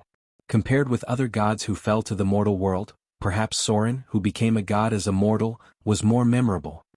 Don't reveal my identity. Soren didn't want others to know his identity as a true god. He just saved her casually. Because he had cooperated with the Oriental dancer once, he had a good impression of the woman in front of him. If it was within his power, he wouldn't mind helping her out a little. When he got the anti-detection cloak, that was comparable to a divine artifact, she helped him a lot. Understood. The Oriental dancer nodded quickly. To be honest, after that adventure, she had been paying attention to any news related to Soren, but the information collected was still beyond her expectations. She always thought that the Oriental princess was the most powerful person she had ever seen. She didn't expect Soren to be more powerful than the Oriental princess, a mortal becoming a god. Such a thing was almost unimaginable for her. Time was limited. The golems in the underground ruins had been activated on a large scale. Soren couldn't waste too much time, so he said directly, Why are you here? What's the purpose of coming here? A larger battle had broken out. Due to the mutated radiation in the depths of the underground ruins, the scale of the beetle nest was rather large. Densely packed Nell beetles appeared one after another, successfully blocking the attacks of the golem army. It seemed that the intensity of the battle between the golems had been reduced because of the need to eliminate these insects. Otherwise, with so many golems rushing out, it would not be a problem to wipe out a duchy. The alchemy technology of the Arcane Empire was not something that could be compared to now. A small team of iron golems was enough to defeat a regular army. In Gloria's Adept Tower, there were only a dozen or so iron golems as the highest level of guards. There was not even a single diamond golem. The seal of the Wailing Wall Monastery has been broken by some unknown power. The Oriental dancer also knew that time was pressing, so she directly revealed the information that could not be easily told to outsiders. She hurriedly said, There is a very terrible ancient evil thing sealed below. The martial monks of the monastery are asking for help from the Eastern Empress. The Eastern Princess sent Dee and me here to look for an important thing. She hopes to destroy it with the help of something from the Arcane Empire. Ancient evil creature? Eastern Princess? Wailing Wall? Soren quickly guessed something and murmured, Did those damn things run out? He had once traveled to the Eastern Kingdom. Basically, the legendary professions had to go to the Eastern Kingdom at that time. Otherwise, they would not be able to brag with others. Moreover, the challenge level of the Eastern Kingdom was obviously higher than here. The Eastern Princess. She was a very mysterious and very powerful woman. In terms of profession characteristics, the Eastern Princess was a bit like the Helpheimer, because both of them were a jack of all trades. However, the Eastern Princess was much more powerful than the Helpheimer. She was the top legendary figure in the entire Eastern Kingdom. The profession level of the dancer was definitely above level 30, and she was one of the few existences in the material plane who had the ability to fight with the gods and saints. The Eastern Princess secretly controlled more than 70% of the places for pleasure in the Eastern Kingdom. Whether it was wealth or status, she was comparable to Soren. Her influence in the Eastern Kingdom was almost the same as Soren's influence in the South Coast. The only difference was that the Eastern Princess was not a god. Because of the destruction of the Arcane Empire, the Eastern Kingdom, as a heavily damaged area, did not receive much influence from the gods. The monastery had always been the core power. Die. A weak female voice suddenly sounded not far away. Soren looked up and saw the female fist master that he had briefly fought with. At that time, Soren did not have absolute confidence that he could defeat her, but now the gap between the two was huge. Dee had injuries on her body. Although the riot of the golem puppets suddenly reduced the pressure on them, because they carried out some kind of killing order, they also became the targets of the golem puppets. The situation did not improve much. Under the large-scale attack of the golem puppets, many of the adventurers were scattered. At this moment they did not know where the others had retreated to. They could only see insects and golems fighting everywhere, and there were still insects crawling out from the depths of the ground. Come with me. Soren still did not want the golem war to break out. The pressure on the material plane was already very great. If the golem war broke out, the nearby areas would definitely be seriously affected. Besides, Soren still had some ideas about these golems. He wanted to try to see if he could cut off their operation core. These golems were inputted with special instructions when they were made, but the instructions were not completely unchangeable. If they could be stopped, Soren would find a way to transport them back to Mordor City, and Gloria could disassemble them one by one. At that time, the instructions could be reset. There was a very strong energy reaction in the deepest part of the underground passage. Soren wondered if there was something similar to a power station below. If the energy core of the floating city was compared to a nuclear power plant, then the energy supply used by ordinary cities during the Arcane Empire should be a large power station. The gap between the Arcane Empire and the Interstellar Era was not as big as imagined.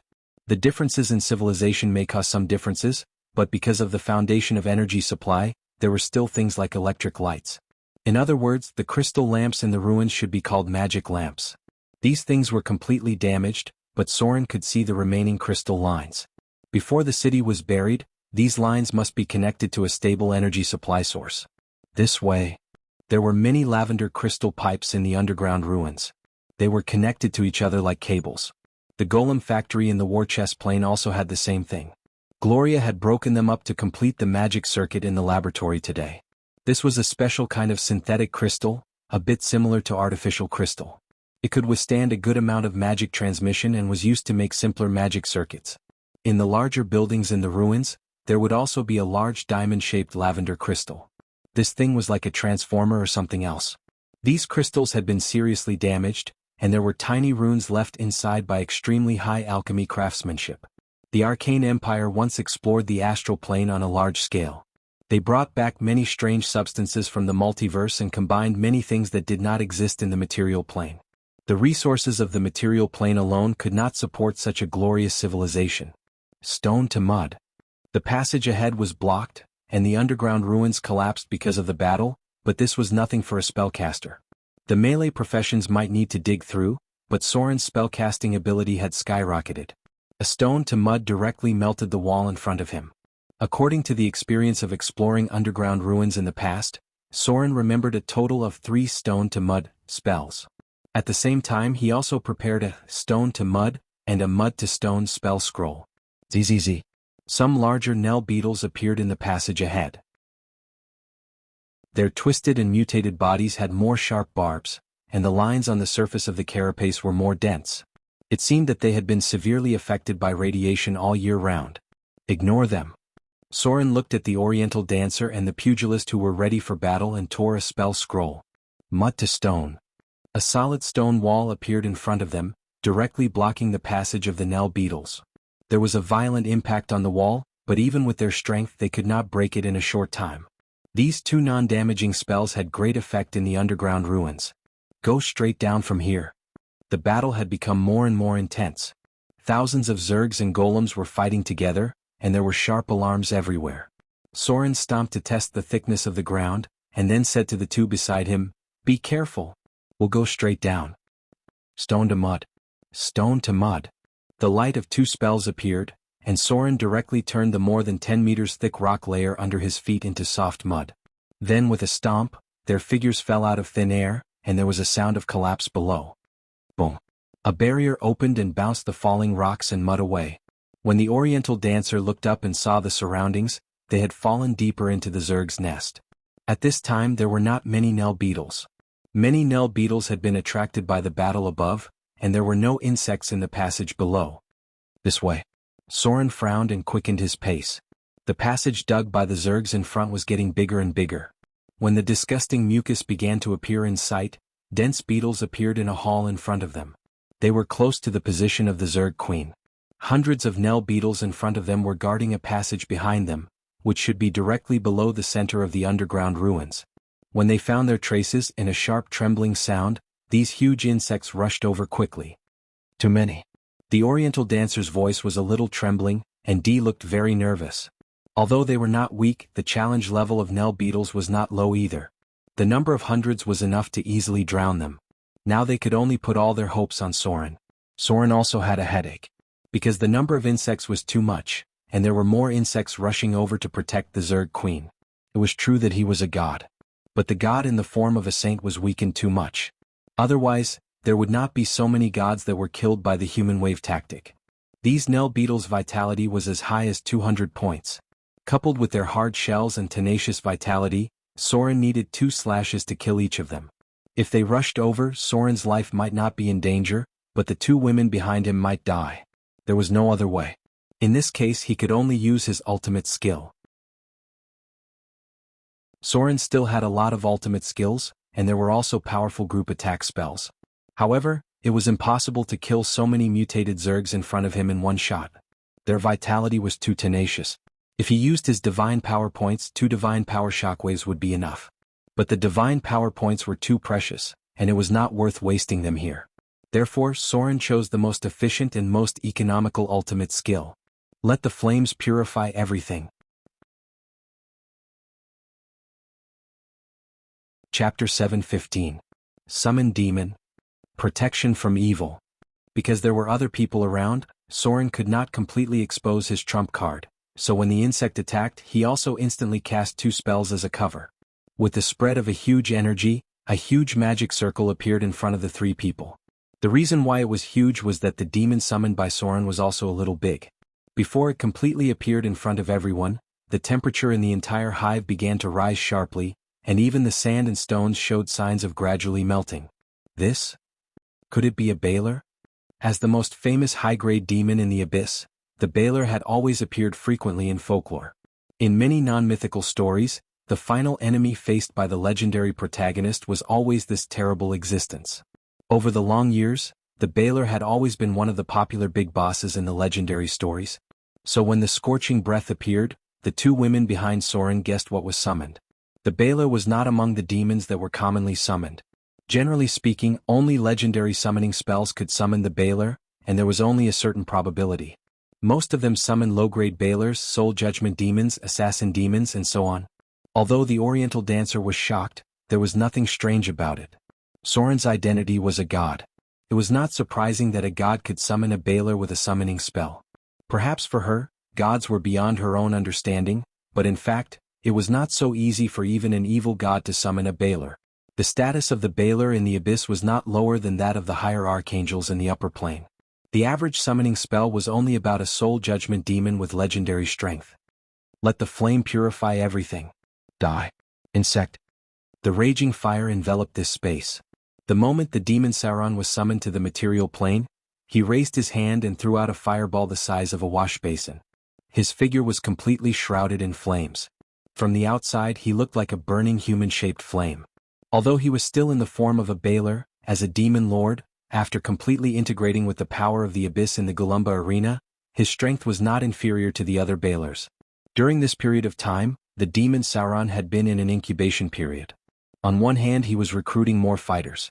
On the other hand he was fusing with the rule power unique to the bottomless abyss. Rumble. A violent explosion sounded in front of them. The fireball spell cast by the Balrog was directly linked to the creature's level. This meant that when casting the fireball spell, Sauron's spellcaster level was above 24, and the damage of the spell would not be lower than a single meteor burst. Sauron could instantly cast fireball 5 times a day. At this moment he tossed them all out, blasting the sea of beetles into pieces. The huge explosion caused a part of the beetle nest to collapse, burying a portion of the Nell beetles underground. In terms of strength, Sorin's body was naturally stronger. However, in terms of AoE attacks, the demon Sauron's demonic form had too much of an advantage. After a round of fireball bombardment ended, the demon Sauron raised his hand and pulled out the Beheader greatsword. Then he grabbed the flames with his other hand and formed a flame whip. The raging flames shrouded an area of more than 10 meters. As long as the enemy got close to the flame body, they would be continuously burned. In just a few seconds, dozens of beetles in front of them died. So powerful. The flame Baylor is too frightening. The two ladies could not tell the difference between the Baylor and the Baylor, but it was not important. What was important was that they finally saw the strength of the top demons in the bottomless abyss. It was far more frightening than the stories. Retreat. Leave the rest to him. The demon Sauron's demon avatar was killing in front of them. Sorin did not have much intention to participate in the battle at this moment. Because when the demon Sauron blasted out the first fireball, a row of data appeared in front of him. Nell beetle killed. Extracting target's soul energy. You've gained 3,600 slaughter EXP. Nell beetle killed mutant. Extracting target's soul energy. You've gained 4,500 slaughter EXP. Nell beetle killed elite. Extracting target's soul energy. You've gained 5,600 slaughter EXP. A steady stream of slaughter EXP was being absorbed into Sorin's body. Maybe it was because this was not the bottomless abyss, or maybe it was because the distance between the demon Sauron and his avatar was very close. This time, not only did the demon Sauron kill provide the demon Sauron with slaughter EXP, but the ratio was also quite large. According to Sorin's own calculations, it should have reached about 70% of the demon Sauron's kills. The demon Sauron's efficiency of clearing the area was several times higher than Sorin's. The hundreds of Nell beetles did not last long and more than half of them were killed. However, at this time, because the queen beetle was in danger, some of the beetles that were blocking the golem puppets had already rushed over, and more Nell beetles appeared from all directions. What if I clear all of them? I'm afraid I can get about 1 million slaughter EXP? There were not many places in the material plane where slaughter EXP could be gained, and such a large swarm of beetles was even rarer. If they all ran out, it would not be difficult to destroy a city. Sorin now had fewer and fewer ways to gain slaughter EXP because there was a hierarchy in the group of creatures. It was difficult to gather a large number of high-grade creatures in the material plane, and killing too many could easily destroy the balance and affect one's own faction. Although Sorin was in the evil faction, he could not let himself deviate to the extent of being too evil. For example, when dealing with the indigenous people, Sorin tried to enslave them as much as possible instead of killing them. Otherwise, his image in the eyes of the gods would not be good. Since he planned to clear all of these beetles, Sorin had to do it himself. Greater haste. Sorin still had some spell slots reserved for the following situation, so he directly cast Greater Haste and rushed out. The Oriental Dancer and Dee also acted at the same time and blocked the left side of the passage together. Dee's strength should have entered the legendary realm not long ago, and the hidden power of a pugilist had a great advantage in dealing with these creatures with hard shells. The main force to clear the area was still the demon Sauron's target was the elite units that had further mutated. Sizzle. A large number of beetles fell, and the slaughter EXP gained by Sorin also increased crazily. In a short time, it reached nearly 500,000 points. When the number of beetles became fewer and fewer, suddenly there was a mental wave from the nest behind, and then all the beetles receded like a tide. The queen beetle is in front. The rest of the beetles retreated to the back of the cave. Sorin looked around vigilantly, and then let the demon Sauron take the lead. Chapter 7:16. A gentle night breeze blew against his face. When Soren opened his eyes, he saw everything that was very familiar to him.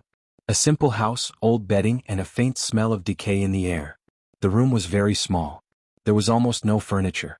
A simple stove was in the corner and the rice jar was empty. There were only a few pieces of hard black bread on the cupboard. Soren slowly sat up.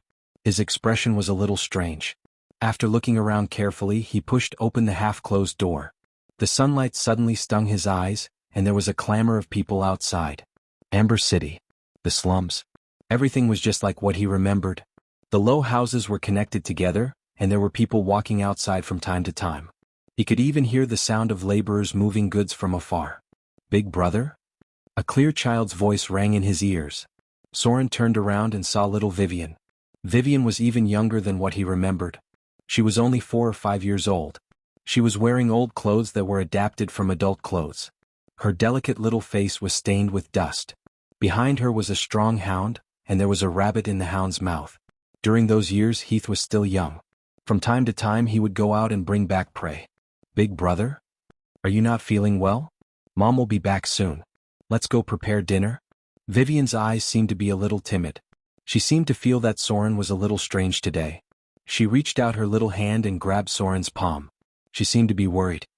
What's wrong with you? Are you not feeling well? Soren was silent. Then he reached out and hugged the little girl in front of him, gently stroking her long hair. At this time there was a commotion outside, followed by a young woman running in with messy footsteps, shouting, "Oh no! Not good! Soren! Your mother, she..." The woman looked at little Vivian, and she seemed to be unable to speak. Soren looked at her silently and then slowly said, "Dead? Dead."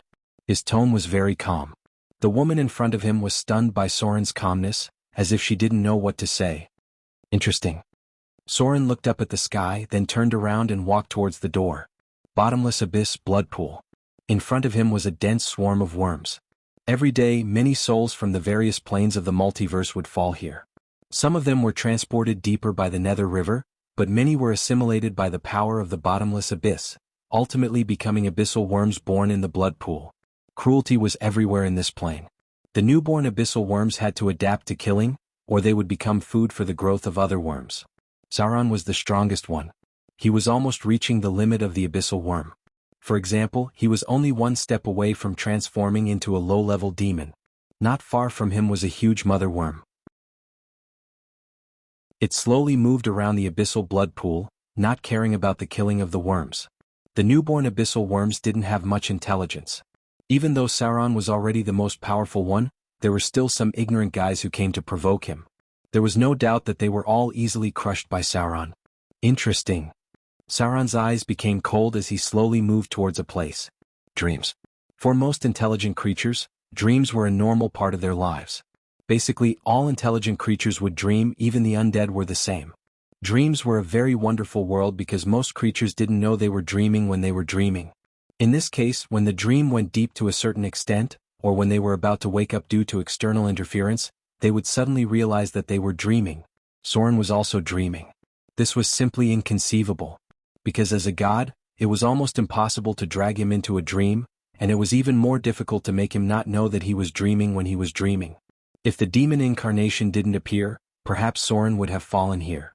But because the demon incarnation also fell into the dream, the situation became very interesting. Soren was now having 2 dreams at the same time. One was Soren's dream. The time was many years ago, the location was Amber City, the slums. His mother had just died, and he had no one to rely on with Vivian. The second dream was Sauron's. The time was half a year ago when Sauron was just born. He was just an abyssal worm, and also when the demon incarnation was at its weakest. It was a very interesting point. Both dreams were when Soren was at his weakest. At that time he was just a low-level thief in Amber City. He was young and had a sister, and he had no one to rely on. Sauron was just a strong abyssal worm, and any demon in the abyss could crush him. The dream was man-made. There was no doubt that the other party used some kind of power to awaken Soren's memory, and then made him enter the dream when he was at his weakest. As far as Soren knew, there were very few creatures in the entire multiverse that could do this. He seemed to have come across something interesting. The dream was changing. There was an invisible murderous intent hidden in it. Soren didn't know when, but he noticed that the guards were looking at him with malicious eyes, and the people around him seemed to be full of hostility. There was a commotion among the worms near the abyssal blood pool. They seemed to have sensed the danger of Sauron, and they stopped fighting and started to swarm toward him.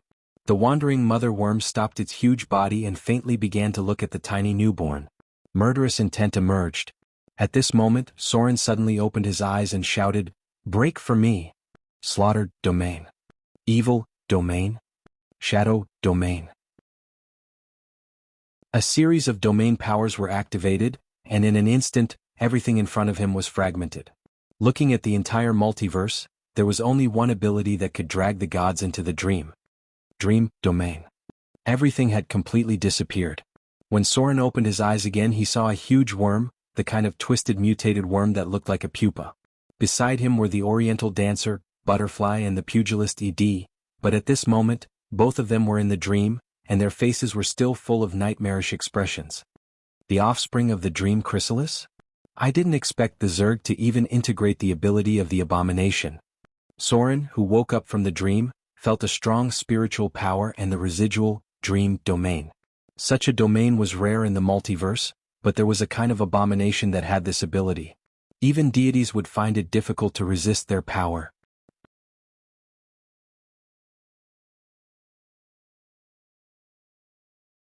Chapter 7:17. There were many creatures that could drag a person into a dream. For example, the incubus and the old hag. However, the dream abilities of these creatures were only effective against mortals. For a god like Sauron, it was almost impossible to drag him into a dream. In the entire multiverse, there were very few creatures that could drag Sauron into a dream, and there was only one that was most likely to happen. Dream chrysalis, abomination.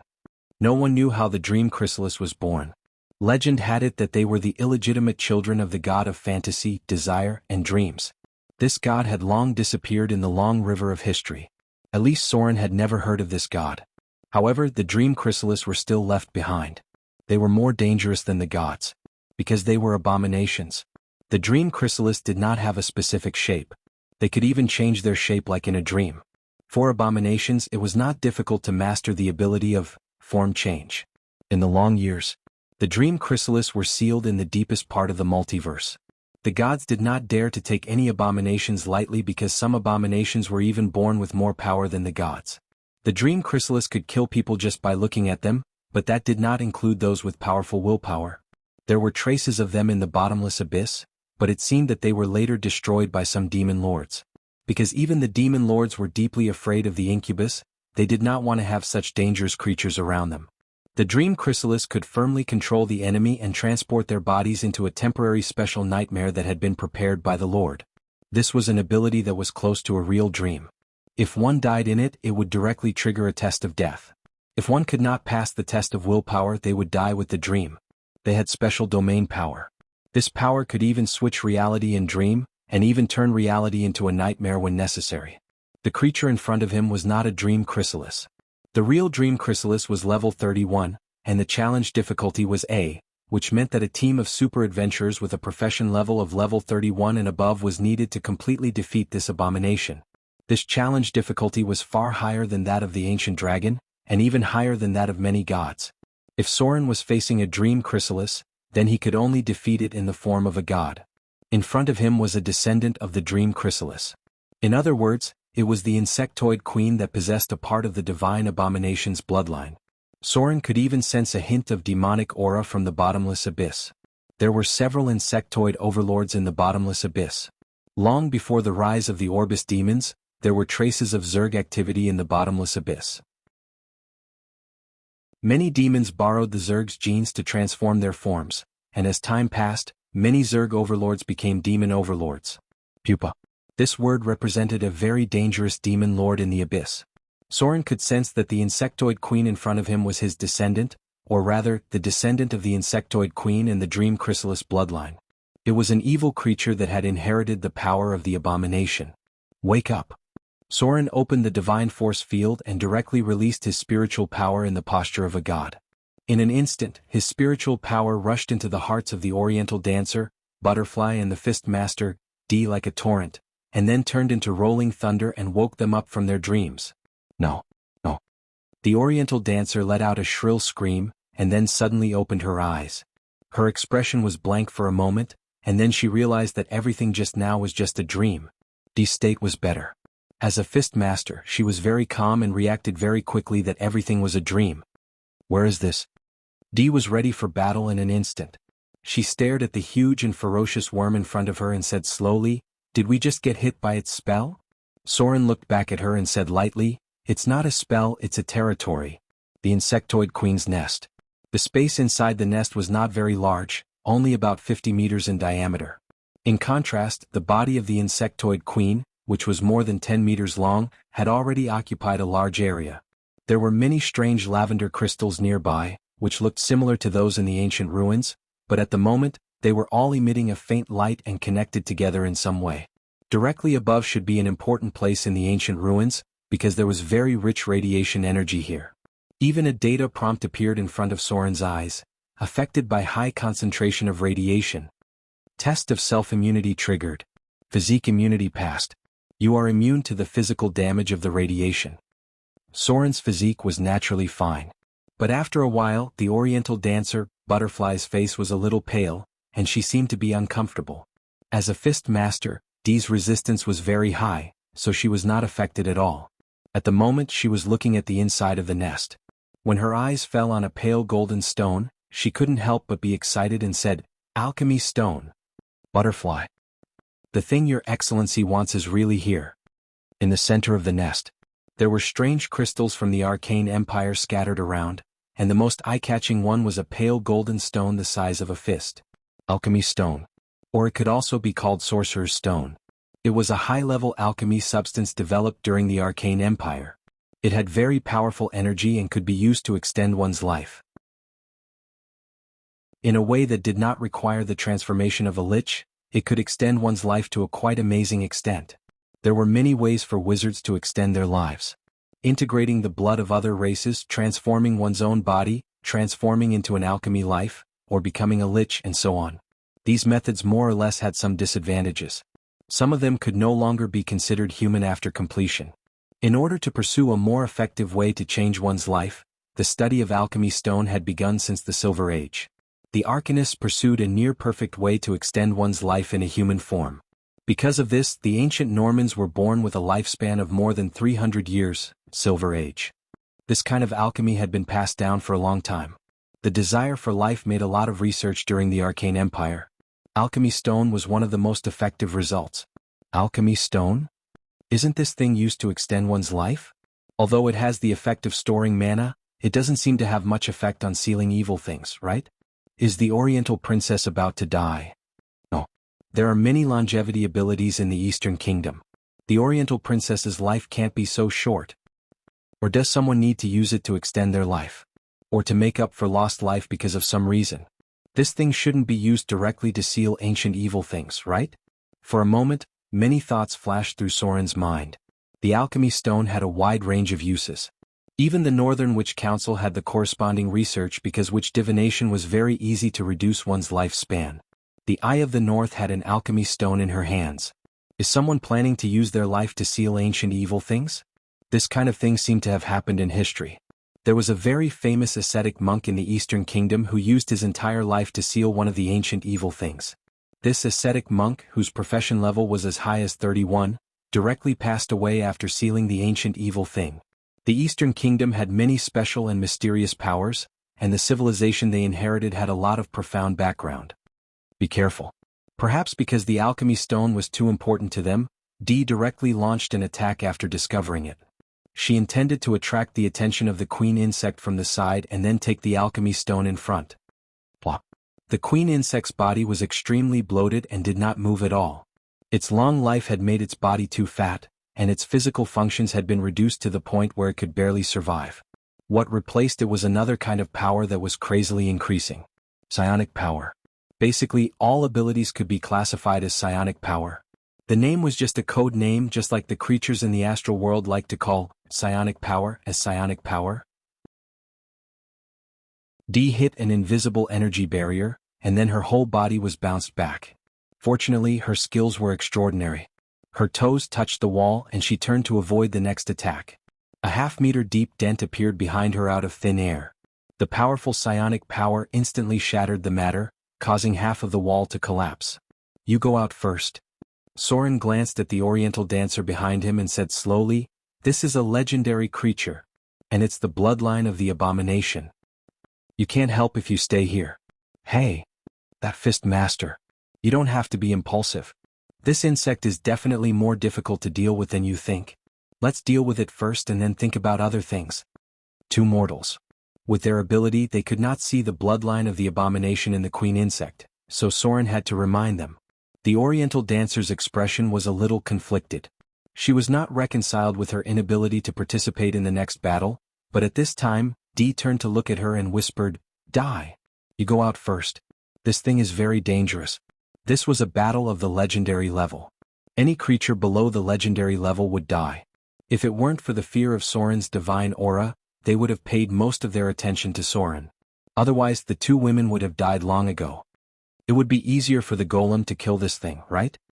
The challenge level of the queen insect in front of him was probably above 22. With such a strong psionic energy, it would not be much easier to fight it than to fight a Baylor. Because of its special dream ability, the danger was probably higher. However, the golem was very good at restraining this creature because even the dream chrysalis could hardly affect the golem puppet without intelligence. However, Soren could not let the golems deal with it because the broodmother had the power of divinity. An enemy with divine power. This was of great value to Soren.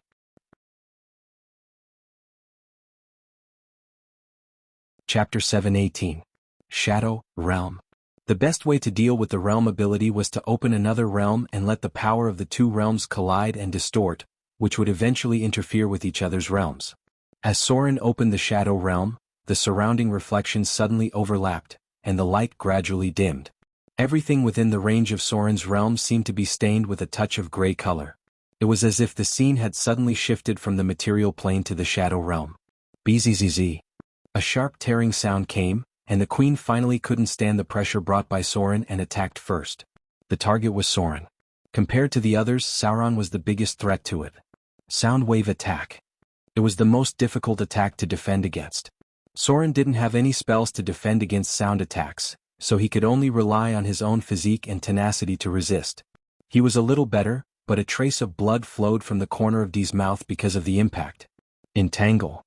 The first to attack was the demon incarnation. As one of the high-grade demons, the Balrog was more reliable than many legendary meat shields.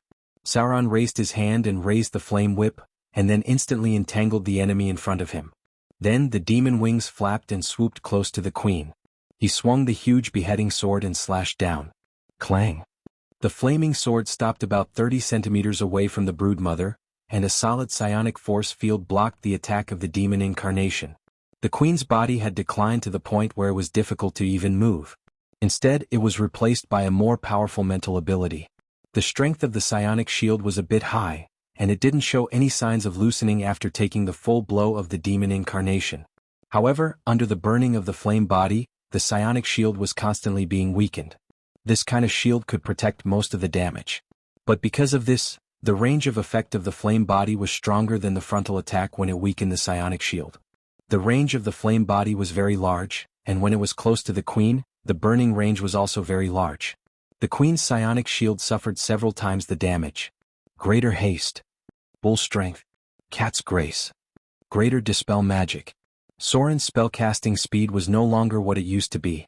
With the blessing of the goddess of magic, arcane mastery, and spellcasting proficiency, he could basically cast all spells below the third circle instantly. The casting time for intermediate spells had also been reduced to around 1 second. First, Soren buffed himself with a set of spells. Then he tried to use an advanced dispel spell to dispel the other psionic spells on his enemy. However, it seemed like there was still a gap between their levels. Soren's dispel spell failed. The insect queen also had a layer of defensive spells on its body. Intimidating palm. Compared to the attacks of Soren and his demon incarnation, Master of Fist, Ti's attacks were unintentionally filled with more explosive power. Monks had always possessed techniques that were similar to hitting a bull through a mountain. Dee's concealing force specialty was definitely at the legendary level. Coupled with her special combat skills, she was able to penetrate the psionic defense force field and take effect on the Zerg Queen. A sharp and painful cry rang out. Dee's attack was blocked by the psionic shield, but the force penetrated the queen's body, and a series of electric sparks appeared on her palm. Expose weakness. Soren's figure suddenly disappeared, and the next moment, he appeared in the huge shadow of the Zerg Queen. With the emergence of a cold light that could not be seen by the naked eye, Soren waved his sword 18 times in an instant, all hitting the same point. Then there was a sound like an eggshell cracking in the air. Soren's curved sword directly hit the Zerg Queen's body, leaving a half-meter-long wound. Its body was very fragile. It could be inferred that the Zerg Queen's lifespan was very long, and her body's functions were very deteriorating. Bang! A strong psychic attack broke out. Dee jumped up and lashed out with a whip kick, but it hit the invisible air. Soren broke the psionic shield in an instant with the help of Expose Weakness, but this did not mean that the psionic shield had disappeared. It repaired itself at an amazing speed. This kind of energy shield was the most annoying. If it could not be broken, it would be difficult to attack the target. Sun Flame Form. Thunderfire Palm. As an advanced pugilist in the Eastern Kingdom, Dee obviously mastered some combat skills that Soren did not know at all. The first move, Sun Flame Form, was very familiar, but the latter move, Thunderfire Palm, was something he had never seen before. He could only see the crackling lightning suddenly burst out, accompanied by the explosion of flames directly covering a range of more than 10 meters. It seemed to be a combat skill that could only be displayed with the help of equipment. Blasphemy. Blasphemy. Soren and the demon incarnation, one cast Blasphemy and the other cast Blasphemy. With the emergence of Evil Aura, the two spells acted on the Zerg Queen's body at the same time. Evil Aura. This was the first time that Soren needed to use his aura ability in this kind of battle. With the spread of an evil and dark force, Dee's expression suddenly became uncomfortable. She could not help but frown and take a few steps back. On the contrary, at this moment, the ability of Soren and the demon incarnation was greatly improved. Relying on the increased immunity, Soren and the demon incarnation surrounded the Zerg Queen and attacked wildly. Although the artifact-level weapons had not been completed, the damage was still not something that ordinary things could resist. Crack! The sound of the crystal breaking came. Just when Soren used the effect of greater haste to break the Zerg Queen's psionic force field with a crazy attack, a piece of the strange lavender crystal broke. It's broken. Soren suddenly realized something at this time and said in a deep voice, "This Zerg Queen can use the power of these crystals. Hurry up and break them all." The crystals should be from the Arcane Empire. It could be arcane crystals or magic crystals. The specific name could not be recorded. After all, so much time had passed. Crystals had always had a good affinity with magic and were widely used in many fields during the Arcane Empire. Similar crystals could be seen at intervals in the ancient ruins. They were important nodes for the transmission of magic energy and were responsible for allocating the energy supply of the entire city.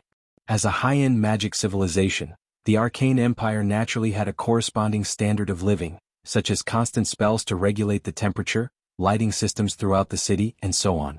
These all required the supply of magic energy. These crystals should be connected to some energy device that was still operating in the ancient ruins. The Zerg Queen could support such a powerful psionic shield with its power. Piercing Shock Palm. Dee's reaction was also very fast. At the moment when Soren attacked the Zerg Queen, she pushed her palm to the lavender crystal next to her. Crack, crack, crack. As the crystals broke, the Zerg Queen's psionic power immediately began to decline rapidly. At the same time, the amount of radiation in the hive was sharply reduced. At least, it had been reduced to the point where it would not directly cause physical damage. Now go get the alchemy stone. With the psionic shield completely broken, the Zerg Queen was basically no longer a threat. It was a pile of meat that was difficult to even move. As a true god, Soren would be a joke if he couldn't take it down. However, in order to prevent Dee from accidentally stealing the kill, Soren still let her take the alchemy stone first. This thing was not very useful for gods. Extending one's lifespan was very difficult for mortals, but for gods it was quite simple. Whether it was Gloria or the Fallen, which they did not need this kind of thing. It was also good to take this opportunity to make friends with the Eastern Empress. The Eastern Empress' influence was all over the Eastern Kingdom, and many monasteries had more or less dealings with her.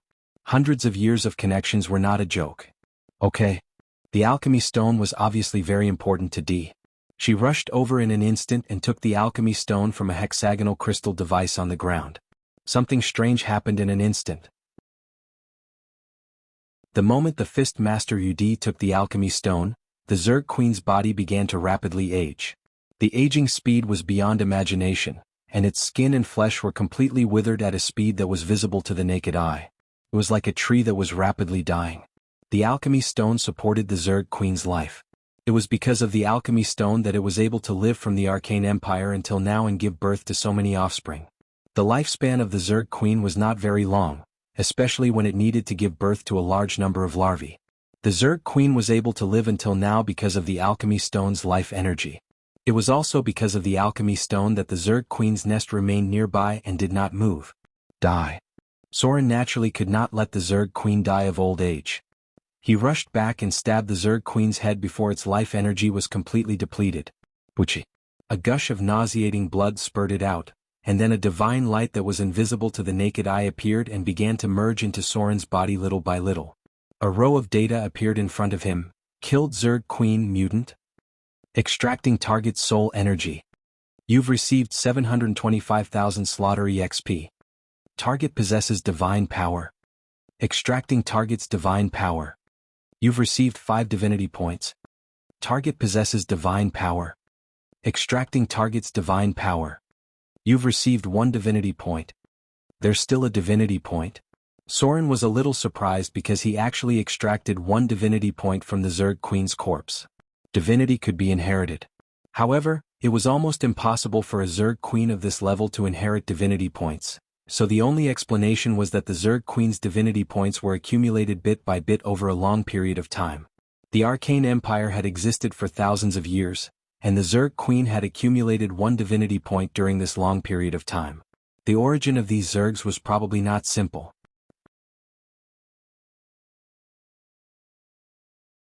Chapter 719. Mordor City Laboratory. Did it work? Gloria slowly raised her head, and a wonderful light cluster was suspended in her palm. There were countless mysterious lines on it, which eventually formed a special energy core. This was about the core structure of Thaling, which was the part that represented intelligent life. The alchemy level of the Arcane Empire even far exceeded the interstellar era in some aspects. For example, in the research of artificial intelligence, golems could only be fighter armor at best, but Thaling and advanced alchemy life were real living intelligent life that could think. They had their own thoughts, their own rules of conduct, and more advanced Thaling could even be advanced to special professions. They belonged to artificial life, and quite a few advanced alchemy lives had their own souls. Gloria was carrying out a rather complicated research work. At this moment she was wearing a loose robe and exquisite gold-rimmed glasses. If it weren't for the fact that her clothes were a little out of place, regardless of whether it was her serious expression or her serious attitude, she was no different from the beautiful female scientists of the interstellar era. She was intellectual and beautiful. The whole experiment process was quite complicated, and there was no way to count it in a few words. To put it simply, Gloria was extracting a sample of the advanced magic armor in the alchemy laboratory that Soren had cut off the energy supply. By analyzing its energy core, she was cracking an important alchemy technology during the Arcane Empire. How to give golems the ability to specialize. Yes. The golems during the Arcane Empire were more powerful than the current ones. This was like the difference between artificial intelligence LV1 and artificial intelligence LV5. The golems that were made now were all ordinary standard versions.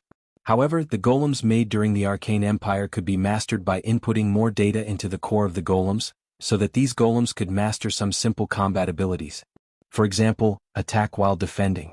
When Gloria was deciphering the trophies collected in the Wizard Tower recently, she found that a large proportion of these golems had 1 or 2 additional abilities. Even in one of the clay golems that was not very powerful, Gloria was surprised to find that it had the special ability of preparing magic. It was a clay golem with the ability, making magic equipment. It was supposed to be an assistant to the master of the Wizard Tower. This kind of technology was unimaginable in the current era, and Gloria was very likely to figure out how the Arcanist did it. Mother? Just as Gloria was looking at the energy core in her palm in a daze, Fallen Witch's figure appeared outside the door. She quickly regained her senses and turned around. How's your research going? This pair of mother and daughter were actually very similar. The only difference was that Gloria was more peaceful, while the Fallen Witch was like a mad scientist with a strong obsession. I made a slight breakthrough. Fallen Witch curiously looked at the thing in Gloria's palm, but she didn't ask too much. The direction of their research was different. Gloria was now focusing on the composition of Thaling, while Fallen Witch was more concerned about the powerful forces. She came here with a purpose. After a little glance, she whispered, "I've made some progress on the composition of that strange metal. I'm going to go to the astral plane in 2 days. I hope you can accompany me." The astral plane. Even for legendary witches, the astral plane was still a dangerous place. So Fallen Witch was going to invite her daughter to go with her. If the two legendary witches joined forces, even if they encountered some challenging astral plane creatures, they would be able to escape unscathed. Gloria's brows furrowed slightly upon hearing this, and she said softly, "Yes, I can. But at least it will take 3 days. I still have some research to do here." Fallen Witch didn't have any objection. After confirming her daughter's agreement, she was ready to leave. However, at this moment, a magic light suddenly appeared, and a teleportation beacon was directly formed in the laboratory, and then Soren appeared in it. You're here. Now come with me. There's no time to explain." Soren's figure appeared in the laboratory. He glanced at Gloria next to him, and without saying anything, he reached out and grabbed Fallen Witch's waist and said, "The situation is critical. Now come with me to teleport. That place is about to explode." Light appeared. Soren hugged the Fallen Witch and cast the teleportation spell again, leaving only Gloria, who was a little stunned, in the same place. She rarely saw Soren so nervous. Could it be that something happened over there? Time rewound to an hour ago. After Soren dealt with the queen worm, he began to collect other spoils of war, such as the special crystals in the nest. These things still had a strong residual radiation and magic energy, so it was definitely a good idea to bring them back to Gloria. The place with the strongest radiation was above the queen worm. After Soren made sure there was nothing else, he directly broke through the ground and rushed out. Here was the problem. As soon as Soren rushed out, he found himself in a huge laboratory. Or rather, it could not be called a laboratory but a very large energy reaction device. There were many special crystal glass covers around it, and there was a huge crystal structure in the center.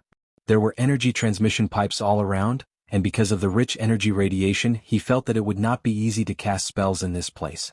It was a large energy reactor. He could not understand the formula of energy generation, but he could feel that a large amount of magic energy was being transmitted to all parts of the underground ruins. It should have been running for a long time. What Soren needed to do now was to cut off the energy supply and stop all the golems from operating. He could not use violence to destroy it. There might be a big explosion, and Soren did not want to blow himself up. Fortunately, he could see some control devices here. After looking at it for a while, he finally determined that something like a lever seemed to be able to control the energy output here. But something unexpected happened. When Soren just touched the lever, it suddenly broke. What was even more disturbing was that the urgent alarm suddenly sounded, and then the energy reaction here began to change violently. Many crystals began to shatter, and the energy transmission pipes emitted electric sparks. Oh no! I don't understand this thing at all.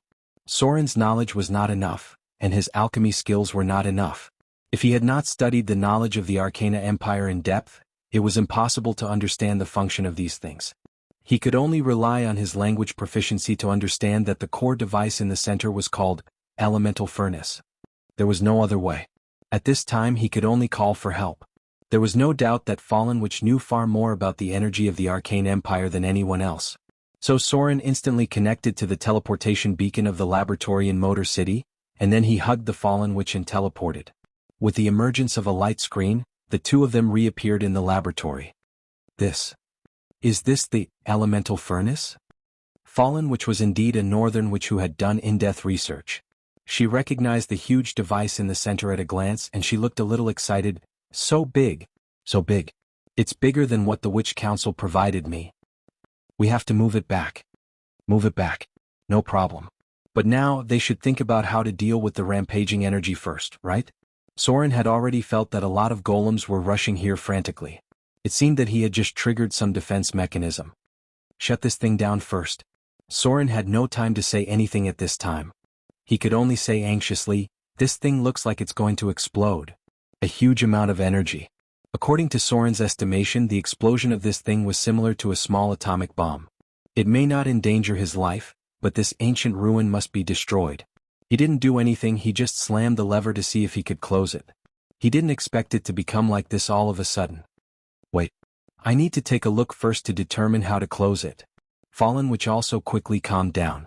She glanced around and quickly said, "This device has been running for a long time. Many of the control parts have been damaged. We have to cut off the energy core of the elemental furnace." At this time, there was a siren outside, followed by a huge force hitting the wall. They could vaguely hear the mechanical sound of the golems. "Okay." Soren was a little nervous at this moment. He said in a deep voice, "You try to shut it down here. I'll deal with those golems. If there's no other way, we'll teleport out of here first. We can always find useful things from other places in the future." At this time, looking at Fallen Witch's serious expression, Soren was really worried that she would be reluctant to leave and would be directly blown up by the explosion. "No problem. This elemental furnace is very similar to the one I used before. I can shut it down." Fallen Witch raised her head with a strange look in her eyes and murmured, "You can definitely do it. I knew you could surprise me. Hurry up and stop those golems. The creator of this place must have left a defense order. Don't let them come close and don't let them destroy the pipes outside. Damn it. Why is this thing so unstable?" At this time, Soren had no other choice but to rush out and stop the golems outside. He could only hope that Fallen Witch's knowledge was enough to shut down this damn elemental furnace.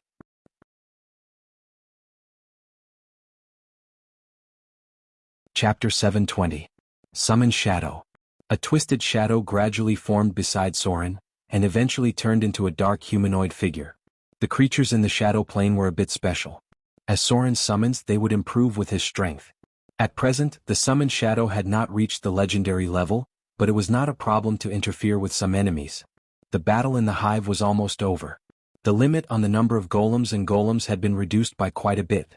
The main reason was that the iron golems and golems did not have much of an advantage against the death knell beetle, which had a challenge rating of level 7. But the problem was that the low-level golems were eliminated in the battle, and the golems that rushed over were more and more difficult to deal with. If there were not a few iron golems blocking the passage in front, the diamond golems behind would have rushed over. There was not much time left for Soren now, because the diamond golems had begun to smash the wall. They relied on brute force to push down the building in front of them. If the diamond golems also rushed over, Soren would have a hard time keeping them all outside. Now he only hoped that the Fallen Witch could quickly turn off the elemental furnace. Without the energy supply, these golems would stop operating. Sword form, spinning strike. With Soren's current strength, it was easy to deal with some iron golems. However, if possible, Soren really did not want to dismantle all of them because the iron golems and above were relatively well preserved. If the energy supply could be turned off, they could all be transported back to Mordor. Dang. Dang. The diamond golems finally rushed over. But what Soren did not expect was that the diamond golem in front of him, which looked a little different, actually blocked Soren's attack, and it launched a counterattack while defending against Soren's attack. Attack while defending? At this moment, even Soren was very surprised, and he could not help but slightly retract his curved sword. Divine-level weapons were also very destructive to the diamond golems. The diamond golem in front of him was an extremely rare golem puppet with ability, attack while defending. This was clearly a combat ability that only the higher-level arcane guards and magic-powered armors could master. During the Arcane Empire, in order to strengthen the combat skills of the golems, the Grand Arcanists began to analyze the skills of close combat professions, and then try to implant these skills into the core of the golems through a method similar to data transmission. This led to the emergence of a batch of golem puppets that could obtain special abilities. There weren't many of them in the Arcane Empire, and Soren had only fought against a few of them. It's best to capture it alive. Golems with special abilities had amazing research value. Soren turned to attack the enemy's weak points instead of directly destroying them. It would be best if the diamond golem lost its ability to move. Sizzle. A series of electric sparks flashed, and a small-scale explosion occurred in the crystal tube outside. The laboratory behind also shook. About a minute later, Fallen Witch's voice was heard. She seemed to be a little excited as she said, "The elemental furnace is closed. However, it will take a while for these golems to stop operating." The energy transmission was cut off. Many of the low-level and mid-level golems on the periphery began to stop moving, and some of the clay golems and stone golems even shattered. Thousands of years of events had caused them to be severely depleted. After the energy of the last activation subsided, many of the golem puppets showed signs of cracking. However, the iron golems and above were not affected much. Most of the damaged golems were the clay golems and stone golems. The quality of these two golems was not good, and the diamond golems as the main force were not affected at all. Sizzle. The lavender crystals in the ancient ruins flickered like light bulbs that were about to go out. As the energy inside them disappeared, the movement of the nearby diamond golems also slowed down, and finally all stopped in place. Did it work? Soren slowly withdrew his curved sword, and then dispersed the summoned shadow. Fallen Witch's figure came out from inside. Her beautiful face was still filled with excitement. Perhaps because of her excitement, her face was slightly red. After coming out, she directly hugged Soren, and then said with a little embarrassment, "Great. The elemental furnace is very intact. We just need to go back and repair it. How did you find this place? With the things provided here, maybe I can duplicate an energy supply device of the same size." Soren's expression was also a little embarrassed, but soon returned to normal. It was just a coincidence. He did not intend to explain too much and immediately said, "Let's transport the things here back first. This ruin is not stable and there are a lot of insects. It may collapse at any time." After the Battle of the Golems, this ruin had completely collapsed. Although it did not collapse now, Soren did not know what would happen next after the elemental furnace was turned off. Fallen Witch also knew the importance of the matter and immediately said, "I'll go set up the teleportation circle now. Later, let Gloria bring the golems here to transport these things back." "Ha! There are so many golems here? They seem to be well preserved. Maybe we can bring them back and repair them." There were many golems in front of them. Not counting the damaged golems and the ones in the insect nest, there were dozens of iron golems in front of them, and 3 of them were diamond golems. The golems in the insect nest could not be preserved. Once they stopped operating, the insects would not let them go so easily. Soren was not sure how many of them could be preserved. Time was of the essence. Fallen Witch immediately began to set up the teleportation circle, and Soren began to collect the golems. The elemental furnace was too big and Gloria and Fallen Witch had to work together to dismantle it and transport it back and then reassemble it. Half an hour later, Gloria's figure appeared here, and behind her were the golems in charge of transportation. Opening a teleportation circle temporarily was not very tiring, and the resources used were definitely worth it. Gloria's expression was also very surprised, but she quickly got to work in high spirits. The first batch of items to be transported was the light purple crystals, which had a very strange energy storage and transmission effect. Then there were the many parts of the elemental furnace, and everything that could be dismantled and transported back was left behind. In the meantime, the insects attacked them several times, and there were many Nell beetles in the insect nest, but they were quickly dealt with by Soren. Clay golems were eliminated. Stone golems were eliminated. Flesh golems were eliminated. Iron golems were considered. Diamond golems were the highest priority. Soren did not care about the clay golems and stone golems at all, and began to look for traces of the diamond golems in the entire underground ruins, and then find a way to transport these big things to the teleportation circle. All the golems were not as valuable as the diamond golems, so Soren certainly had to choose the most valuable one. It was very unexpected. In a certain location in the insect nest, Soren also found a dragon bone golem, but unfortunately it had been dismantled by the insects. In the blink of an eye, 3 days passed. The group almost emptied out all the valuable things in the ancient ruins. During this period, they also found the bodies of the companions of the Oriental dancer, Butterfly. These people were not so lucky. Except for a few who managed to escape, the rest died in the nest. The golems did not leave the underground ruins. So according to the historical trend, the sword saint who ended the battle of the golems should not appear nearby, right? I don't know if it's good or bad. The battle of the golems was ended early by Soren, and the direction of this legendary event had begun to deviate. According to the original historical trend, although the battle of the golems caused a lot of losses, it also brought benefits to many forces, such as the Northern Witch Council and the Wizard City Alliance. They extracted a lot of alchemy technology from the golems left over from the Arcane Empire. It should also include things related to the elemental furnace. Because, in the later stage of the Avatar Crisis, the Wizard City opened an energy shield, directly covering the entire city. With the current level of alchemy, this was almost impossible. Note, the energy consumption is too great. The alchemy technology here had been monopolized by Soren. He had almost no reason to let the Wizard City study it. Maybe because of Gloria, he would cooperate with the Witch Council, but other forces should have no chance to get a piece of the pie.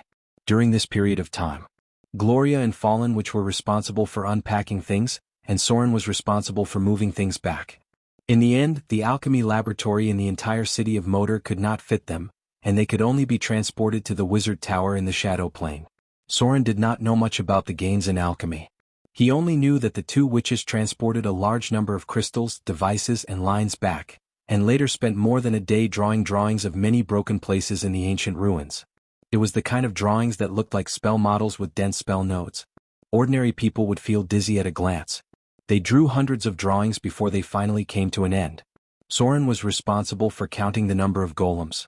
After finally sweeping the entire ancient ruins, Soren worked as a coolie and transported back a total of 9 diamond golems, 127 iron golems, 215 stone golems and 72 clay golems. The flesh golems were completely damaged. Other special golems were basically only wreckage. The proportion of the clay golems was too high. Although the number was the largest, there were not many that could be transported back. These golems could not be activated for the time being. Gloria and Fallen which had to readjust the operation mode set when they were made before they could be activated. In the short term, these golems were just decorations. If the elemental furnace could not be successfully replicated, the city of Motor could not provide the energy to maintain their operation. Even if there was so much energy, only a part of it could be activated.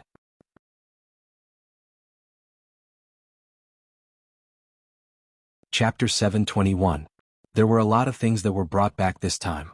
However, the gold, silver and jewelry found in the underground ruins were the least eye-catching. Gloria was not even interested in counting them. After the elemental furnace was dismantled and brought back, Gloria and Fallen which had turned all their energy to the study of the elemental furnace. According to their inference, the elemental furnace could provide the energy to maintain the operation of a city, so it could certainly support the floating energy supply of a wizard tower. Maybe the floating city was still a little out of reach, but the floating tower seemed to be in front of them. The two northern witches who were in a state of research fanaticism were very scary. Even Soren was impatiently driven out by them. In terms of alchemy, Soren still had too many basic skills to make up for, and he could not help much even if he stayed in place. So while there was still some free time, he simply solved one thing that he had always wanted to do in the past.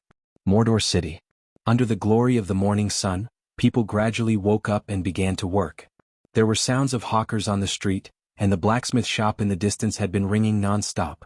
The streets of Mordor City had already formed a unique pattern. People lived a peaceful life. But today the streets of Mordor City seemed to be a bit different.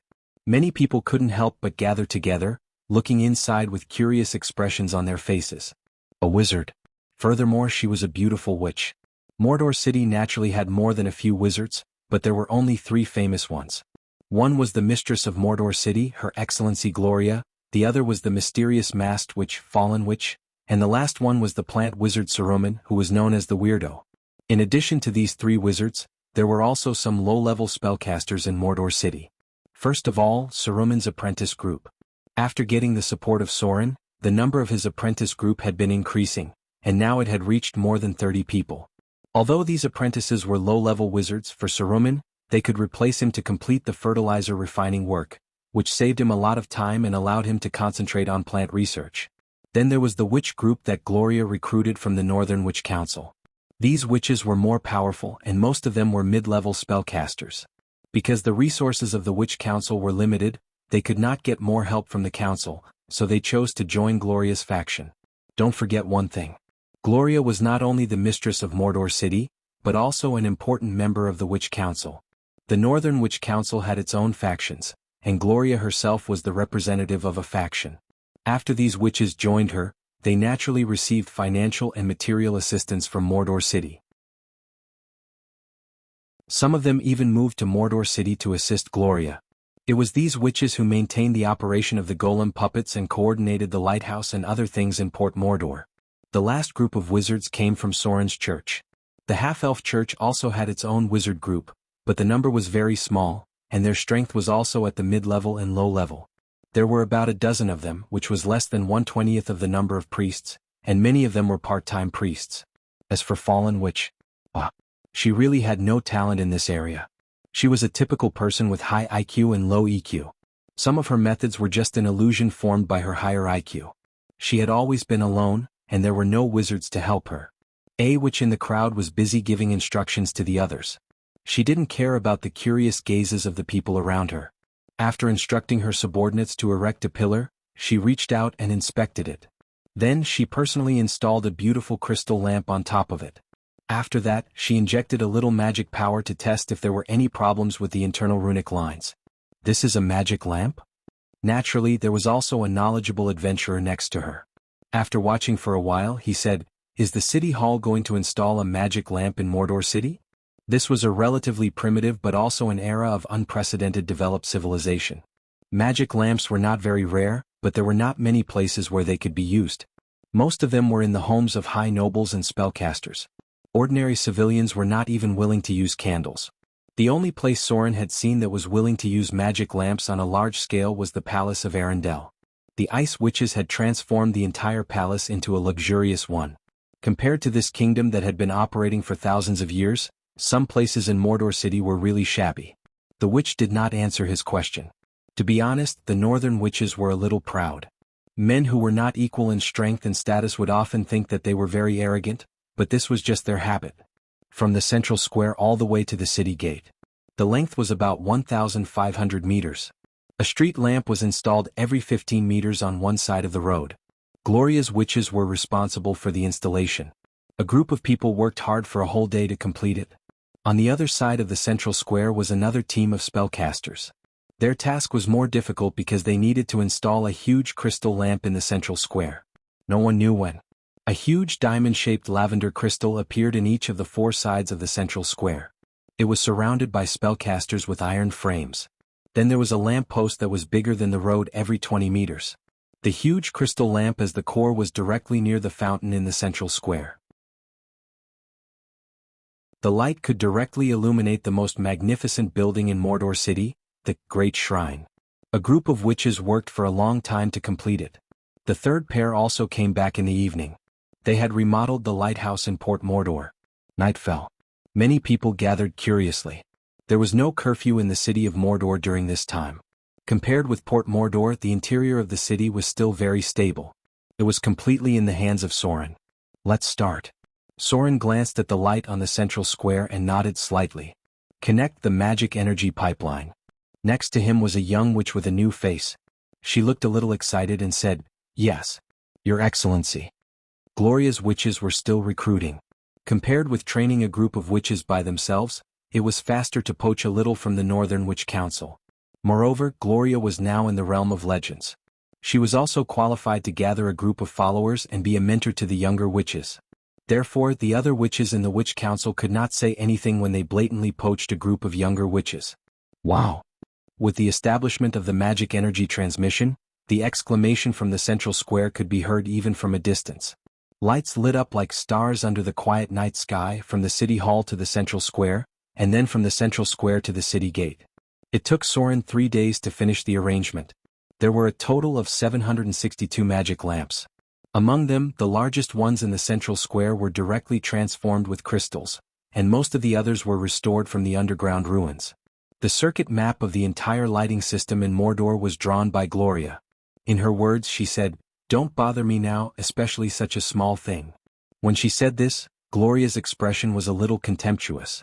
Perhaps in her opinion, Soren was actually in the mood to design street lamps, which should be considered as not doing a proper job. Street lighting was not a difficult problem at all. Basically, any wizard organization could do it. The real difficulty was the follow-up energy supply. Without energy supply, the magic lamps could only be made with some extremely expensive and rare materials to ensure that they could last for a long time without charging. Gloria's expression at that time made Soren so angry that he stripped her naked on the spot and then slapped her hard. After that, she naturally became obedient. The efficiency of the research had improved a lot. People gathered curiously near the square. The priest in charge of the temple saw people spontaneously gathering to see the lights and felt that the atmosphere at the scene was very good and could be used, so he simply arranged for people to summon believers and took advantage of this opportunity to hold a large prayer ceremony. I didn't expect that I would miss the street lamps. Soren stood under the night sky and looked down at the entire city of Mordor. To be honest, in this barren era where there were no lights, he sometimes felt a little uncomfortable. What he did today was just what he wanted to do personally for a long time. Looking at the city lit up under his feet, he really felt that Mordor was different this time. It would become a place that surpassed any city in this era. The lighting system was just part of the future plan of Mordor. Although people were very curious at first, this curiosity soon subsided. The street lamps would light up at about 6 o'clock every day, and then until about 8 o'clock in the evening. During this time, the citizens of Mordor would gather in the central square, and many believers would pray in front of the temple at night. Children would play next to the fountain, and then they would be very curious to touch the largest crystal lamp in the center, but they were soon stopped by their parents. Although there was no explicit rule in Mordor that people could not touch the crystal lamp, people were still afraid of accidentally breaking this seemingly precious thing. This was a rare thing in Mordor. Maybe it would be the symbol of Mordor. People who had formed a sense of identity and belonging to this city began to protect the interests of this city in their own way. Everything returned to normal again. Mordor had recently started to plant trees and flowers, and a little space reserved in the city finally came in handy. Although the city hall did not know why Sir Soren was suddenly in the mood to do greenery, they still strictly carried out the order. A few days later, a row of street lamps began to be installed in the port of Mordor. Now the guards in charge of patrolling at night no longer had to hold torches and lanterns. Maybe it was because of the light at night the taverns opened even later. In this way people quickly accepted the street lamps and got used to it.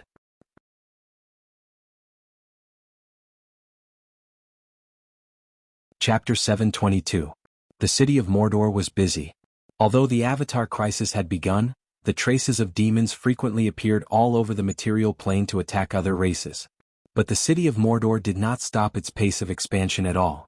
Before a large-scale war broke out, Soren seized the time to launch the third large-scale expansion plan of the city of Mordor. This time the expansion plan covered the entire island. Originally, according to Soren's estimation, it would take half a year before it could be carried out, but because of the harvest of a batch of golems to strengthen the labor force, he simply started the expansion plan in advance. 1 2 3. Pull hard. 1 2 3. Pull hard. All of you use more strength. After finishing the work here, I'll treat you to a good drink. Old Jack walked back and forth shouting slogans. Beside him were shirtless men. These were all his sailors because the expansion plan of the city of Mordor this time was huge. Because the original labor force needed to prepare for spring plowing, sowing, and town development at the same time, there was a slight shortage of manpower at the moment. Therefore, the city hall adopted the method of outsourcing labor to the subordinates, delegating tasks to the subordinates according to a specific remuneration. This year's shipping was not very good. The traces of sea monsters' activities were getting more and more obvious, and the wars in various places affected prices and normal transactions. At the beginning of the year, a caravan was attacked. So many people were hesitating whether to wait until the situation stabilized before making a move. In this way, the city of Mordor had a lot of idle labor force. These people were led by the leaders or captains of the caravan to take on the tasks of the city hall. Anyway, they had nothing to do, so it was not bad to do some work to earn some pocket money. It was not easy to earn a living with their hands in this kind of war, and they could also make their presence known to the higher-ups of the city of Mordor. The first phase of the project was roads. If you want to be rich, you have to build roads first. This was absolutely true. There were now 2 new quarries in the city of Mordor.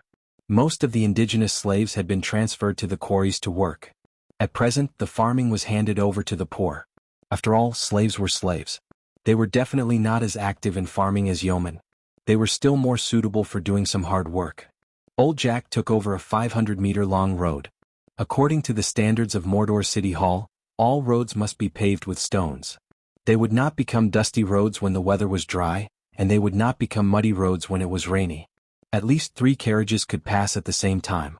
The roads connected 12 towns. The path that had been simply paved was rebuilt, and at the same time, there were also magi to assist in the process. While this place was in full swing, other places were also busy. Rumble. A violent explosion was heard. Old Jack raised his head and saw that everyone else was looking in that direction. He couldn't help but wave his hand and say, "What are you looking at?" There was nothing to see. They're blowing up the mountain. Let's finish this section before it gets dark. We can still drink when we get back. Baldy. I'm talking to you. Don't be lazy. Do you still want your salary? A bald middle-aged sailor was called out. He scratched his head embarrassedly and quickly lowered his head to work. At the other side, the explosions were still ringing out one after another. The island terrain near Mordor City was not very good. The best location was Mordor City and Port Mordor. Other places needed to be fixed a little. What Soren was doing now was to move the mountains and fill the sea. The part of filling the sea was in the fourth phase of the expansion plan of Mordor City, so what he had to do now was to move the mountains. Soren needed a large piece of flat land. So some of the unsightly hills had to be removed. And by removing these hills, Soren could also replan the farmland near Mordor City, connecting large areas of farmland together to form large-scale farm planting. The second was to facilitate the relayout of the irrigation system. With the expansion of the farmland area, a second reservoir may need to be built and connected to the next island. Come on. Are you ready? If you're ready, start the fire. A big man with a beard was shouting in the dense forest. He had a hideous tattoo on his chest, which represented his past identity, a pirate with a little status. But now he looked more like a contractor. There were many people near him, and soon there was a fire in the woods in front of him. The valuable wood was almost cut down, and the rest were some low shrubs, weeds, and other plants. It was too troublesome to clean up these things, so they simply burned them all, and then other people would come to reclaim these lands. Most of the human farmland came from this way. It may take a little longer, but since the planning has begun, they should do it more perfectly. A raging fire ignited. A group of people gathered outside to watch the fun. There was an isolation belt nearby to prevent the fire from expanding beyond control. They are destroying nature. Should we stop them? In a farther place, a young half-elf observed here.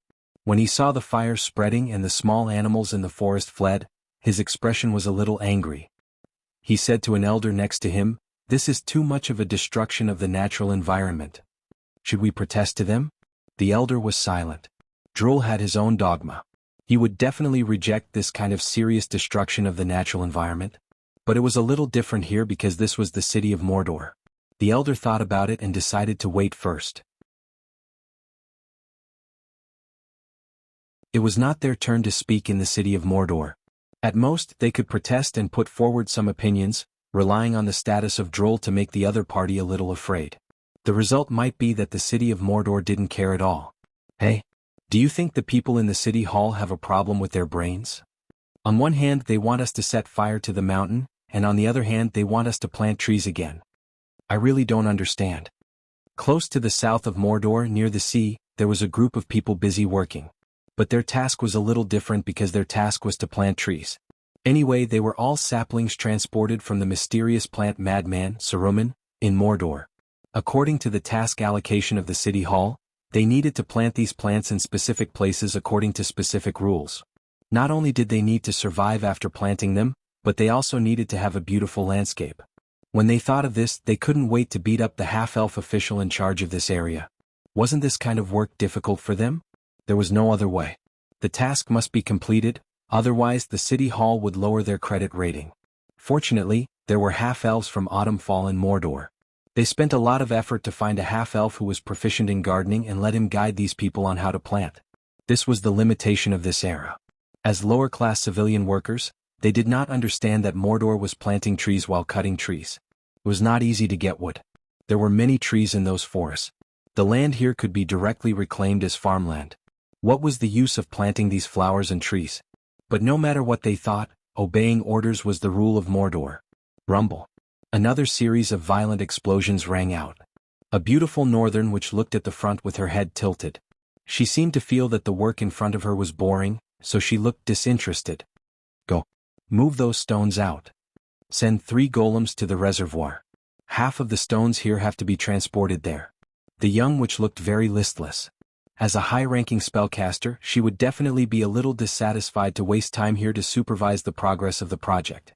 If it was the arrangement of the Witch Council, she would probably refuse. But this was Mordor. After coming here, she realized that Mordor was different from the Witch Council, so even if she felt uncomfortable, the young witch still completed the task honestly. It's just a few days anyway. After finishing here, the contribution points are almost enough. The Library of Mordor should be open to me, right? The young witch thought so and suddenly felt a lot more excited. The so-called Library of Mordor was actually the private collection of Gloria and the Fallen Witch. At present, there were a small number of books from the Arcane Empire in the Wizard Tower. These books were of great value to the lower middle-class witches. It was possible to master new spells from them, or some very special supreme magic skills. Of course, if you wanted to read these books you had to pay a price. Mordor had long formed a unique contribution point system. Sometimes contribution points were more important than money in Mordor. Get ready to fight. Get ready to fight. Everyone pay attention. These electric eels are dangerous. Don't be careless. Near a clear river, many small warships of the city of Mordor had gathered here. Some people had cast fishing nets in the distance, and this group of people was watching the river nervously. Next to them there were archers with arrows on their bows. The river near Mordor was dangerous. Not only were there a large number of man-eating tiger fishes, but there were also electric eels that could release dangerous electric currents. In the past, these things were left alone, but now Mordor was going to be further expanded, and these dangerous things needed to be cleaned up a little. At least some of the electric eels that could kill people were killed. Sporadic battles were all over the edge of this area. The indigenous people had long been expelled and subdued. These guards were now killing some dangerous creatures, because this place would be included in the activities of ordinary civilians.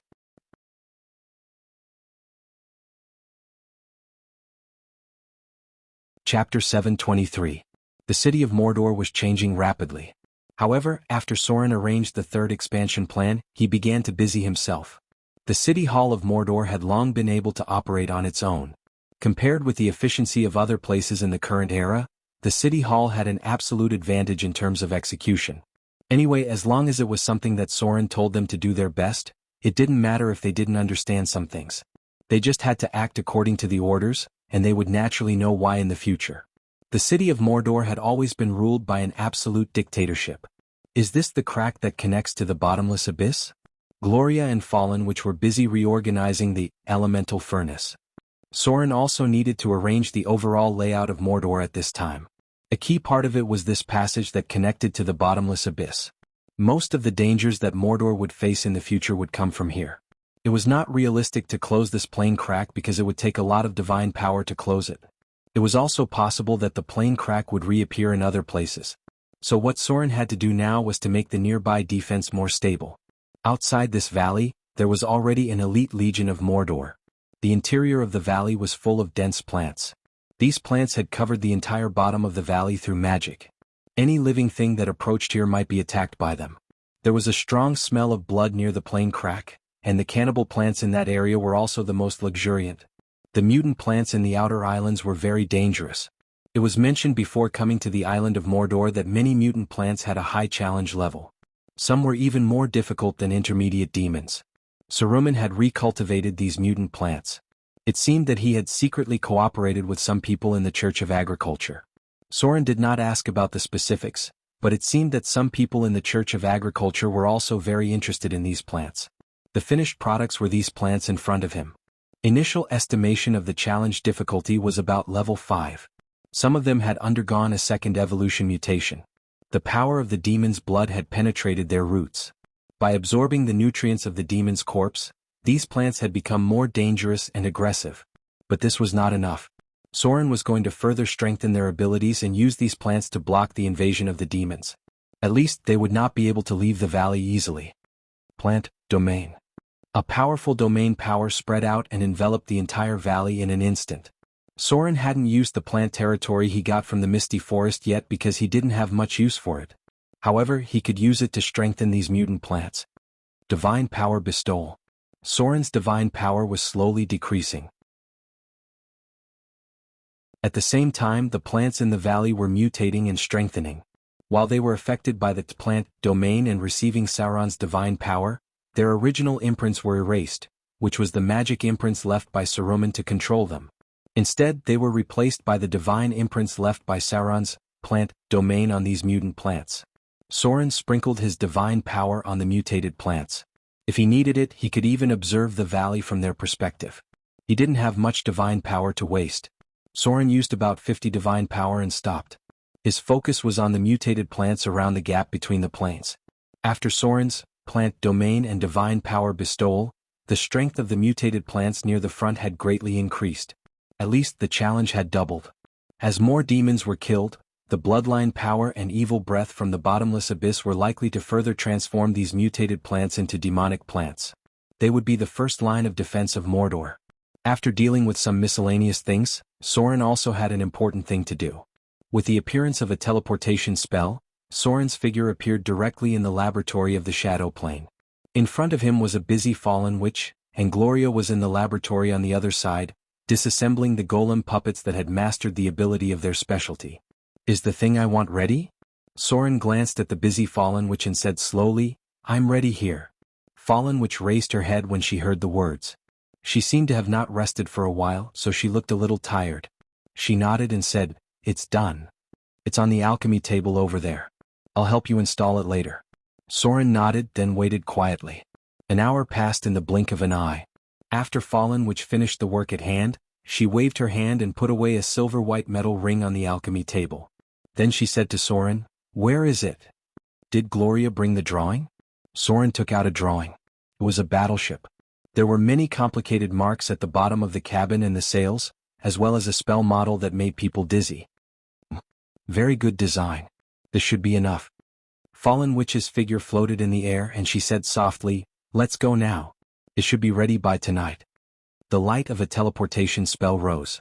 Soren and Fallen Witch appeared on the sea near the city of Mordor. When Fallen Witch nodded to Soren to signal that they could start, the sea under their feet gradually separated. Then a dark mast rose from the bottom of the sea, followed by the ghost ship, Dead Man's voice breaking out of the waves. With a fog spreading, the legendary ghost ship that had been silent for a long time reappeared. Killing made the Dead Man's voice stronger. But this transformation also took time because Soren was almost invincible on the sea now. Unless they provoked the sea goddess, no enemy dared to fight with him at sea. The ghost ship, Dead Man's voice had temporarily lost its purpose, and it had not been needed to join the battle for a long time. During this time, the ghost ship, Dead Man's voice had been silent on the bottom of the sea, digesting the death power absorbed during the killing, and at the same time, digesting the ghosts attached to the ship. Now it was a true legendary specter ship. "I'm starting. I may need your help later." Fallen Witch's figure flashed, and she appeared directly on the deck of the ghost ship. She first looked at the legendary ghost ship curiously, then she waved her hand and took out a silver-white metal ring. Floating ring. It was a medium-sized floating ring customized according to Soren's request. Soren had always been a person who was used to being well prepared. After a long time of accumulation, it was finally time to apply it. It was still impossible to raise a floating space tower for the time being. Gloria and Fallen Witch had to complete all the research work on the elemental furnace, and figure out the stable energy transmission method. But since the research on the floating ring had been completed, the next step was to apply it in practice. There was no doubt that the ghost ship, Dead Man's voice was definitely the most suitable application at present. First of all, the ghost ship itself had enough energy. It could provide energy for the floating ring on its own, and when necessary, it could also strengthen the kinetic energy through other devices. Moreover, there were ghosts on the ghost ship, and they could all provide the power to maintain the operation of the floating ring. Then the ghost ship itself was not big, and its weight was within the range of the floating ring. From all aspects, the ghost ship, Dead Man's voice was the most suitable tool for testing the floating ring. If a legendary ghost ship was successfully modified and equipped with the floating ring, then its combat effectiveness would really be a bit different. The ghost ship had a strong offensive ability. The ghost ship had bound a large number of undead creatures. The Dead Man's voice was a legendary construct. The ghost ship could repair its body by itself. Now, as long as a floating ring was added, and then the sails were re-enchanted, then the Dead Man's voice could fly. Flying Dead Man's voice. This was Soren's purpose. In order to let the impatient Gloria draw him the enchantment blueprint to modify the ghost ship, Soren even worked hard last night. He didn't know if it was an illusion, but in Gloria, who was addicted to research, Soren always seemed to see the shadow of the fallen witch. So last night he was unexpectedly excited for some reason. Thinking about it made him feel a little guilty. Time ticked by. The figure of the fallen witch shuttled through the cabin of the ghost ship. As the floating ring was placed little by little on the ghost ship, the whole warship gradually rose, and the depth of the hull was getting smaller and smaller. When it reached a critical point, the ghost ship suddenly shook, and then the whole ship was suspended about a meter above the sea. The floating ring has been installed. The figure of the fallen witch reappeared, raised her hand to lift a strand of her long hair and whispered, "But the control system is not completed yet. When the hull is out of the water, it can only rely on the wind to sail." The sail enchantment blueprint given by Gloria is limited. The ghost ship itself needs an autonomous driving force. If you want to control it freely, I'm afraid you need to carve a huge magic circle inside the hull. This will take a lot of time and energy. The floating ring only offset the influence of gravity on the ghost ship, and other aspects of control still needed the support of other alchemy. This was the same for the floating space tower. But now that the most important part had been completed, it was only a matter of time to get the other things done. Flying Deadman's voice. Although it was not completely completed yet, Soren's goal had been achieved.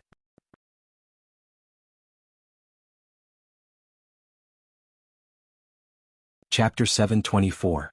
The Flying Deadman's Voice. Since the initial transformation of the Spectre ship had been completed, Soren naturally needed to test its ability. In his future plans, the Deadman's Voice had a rather important task. There were not many places in the material plane that could use the Deadman's Voice, but in other planes, especially in the Abyss, there were many places that needed the Deadman's Voice.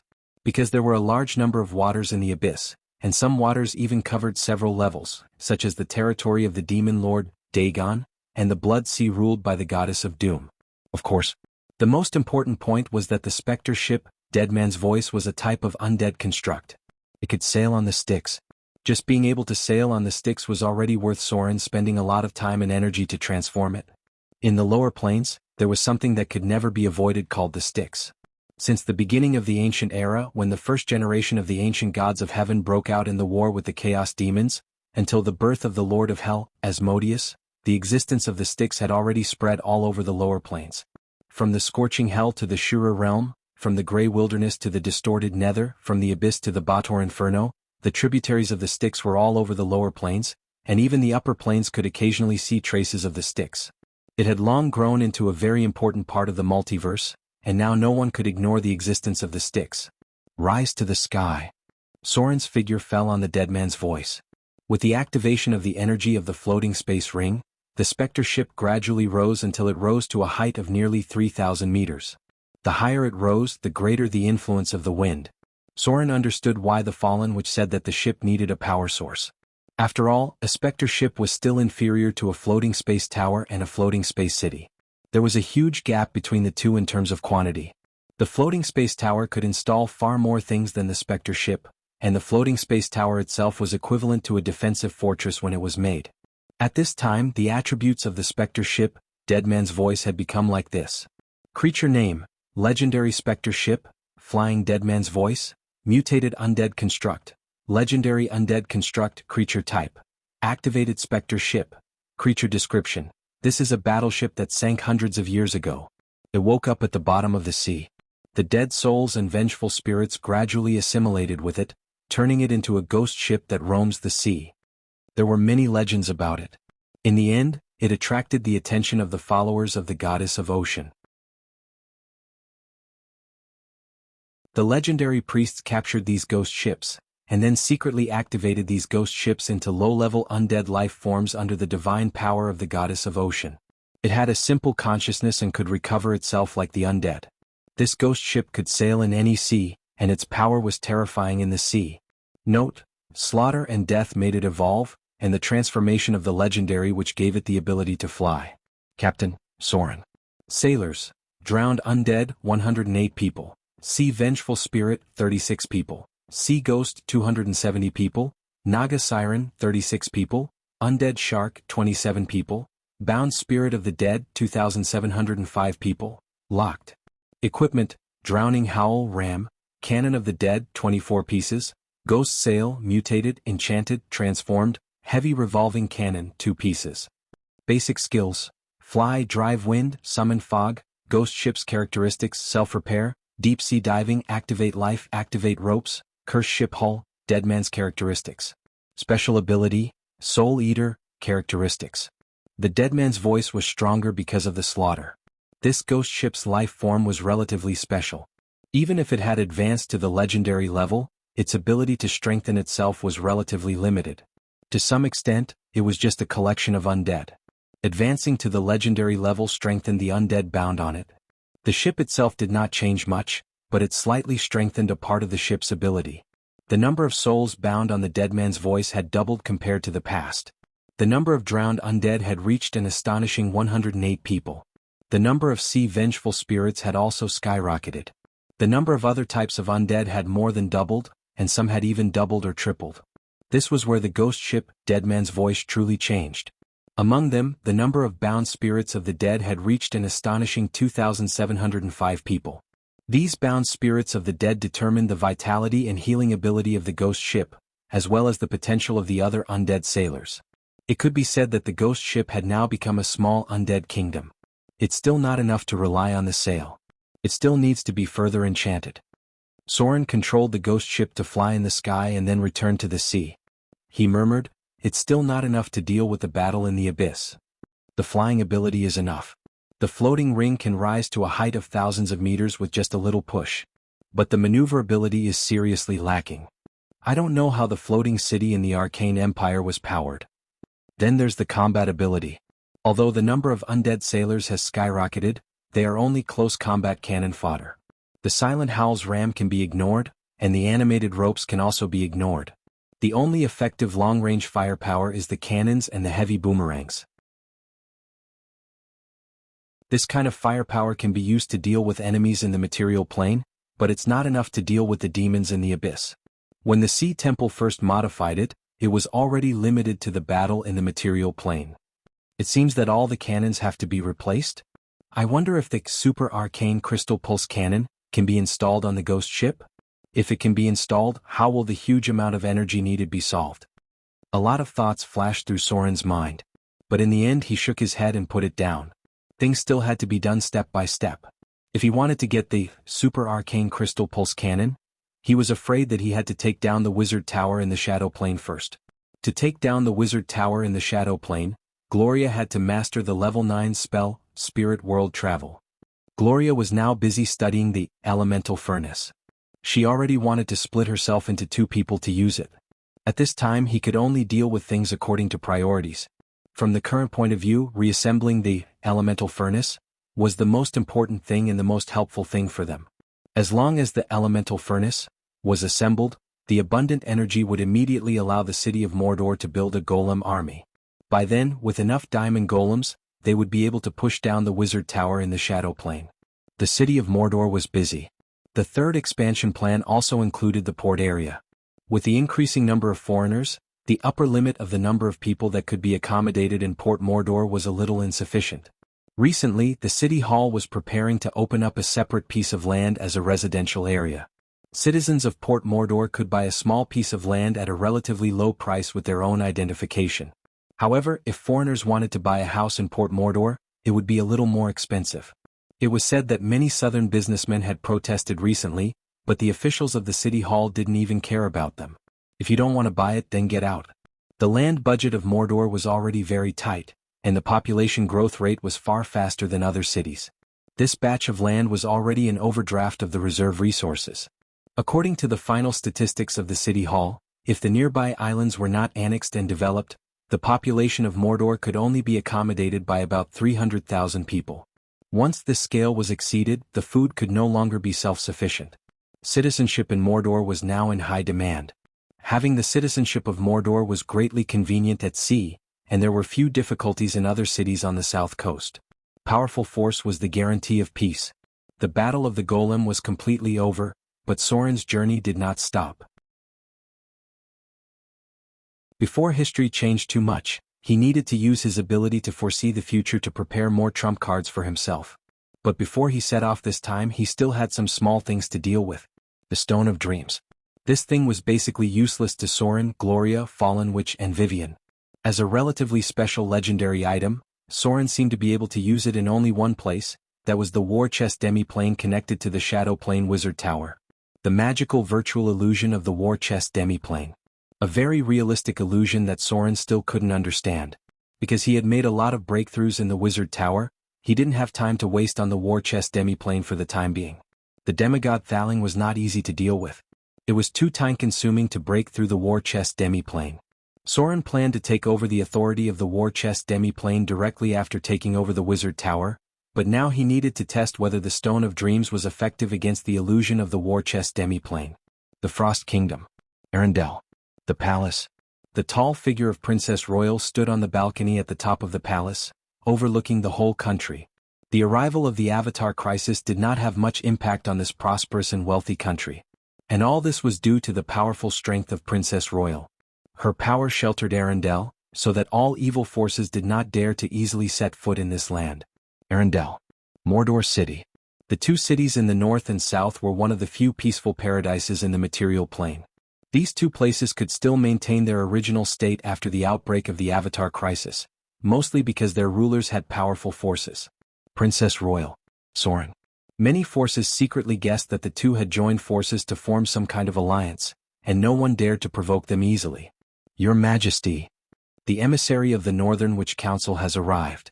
The head maid of the palace appeared not far away and said respectfully, I have arranged for them to stay. I wonder when your Majesty plans to see them? The eldest princess nodded when she heard this and said lightly, I know. Arrange it for tomorrow. History was quietly changing. Because of the relationship with Soren, the Northern Witch Council also formally established diplomatic relations with Arendelle.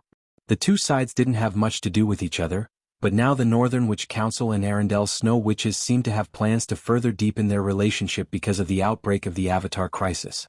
The two most powerful witch groups in the material plane were trying to cooperate.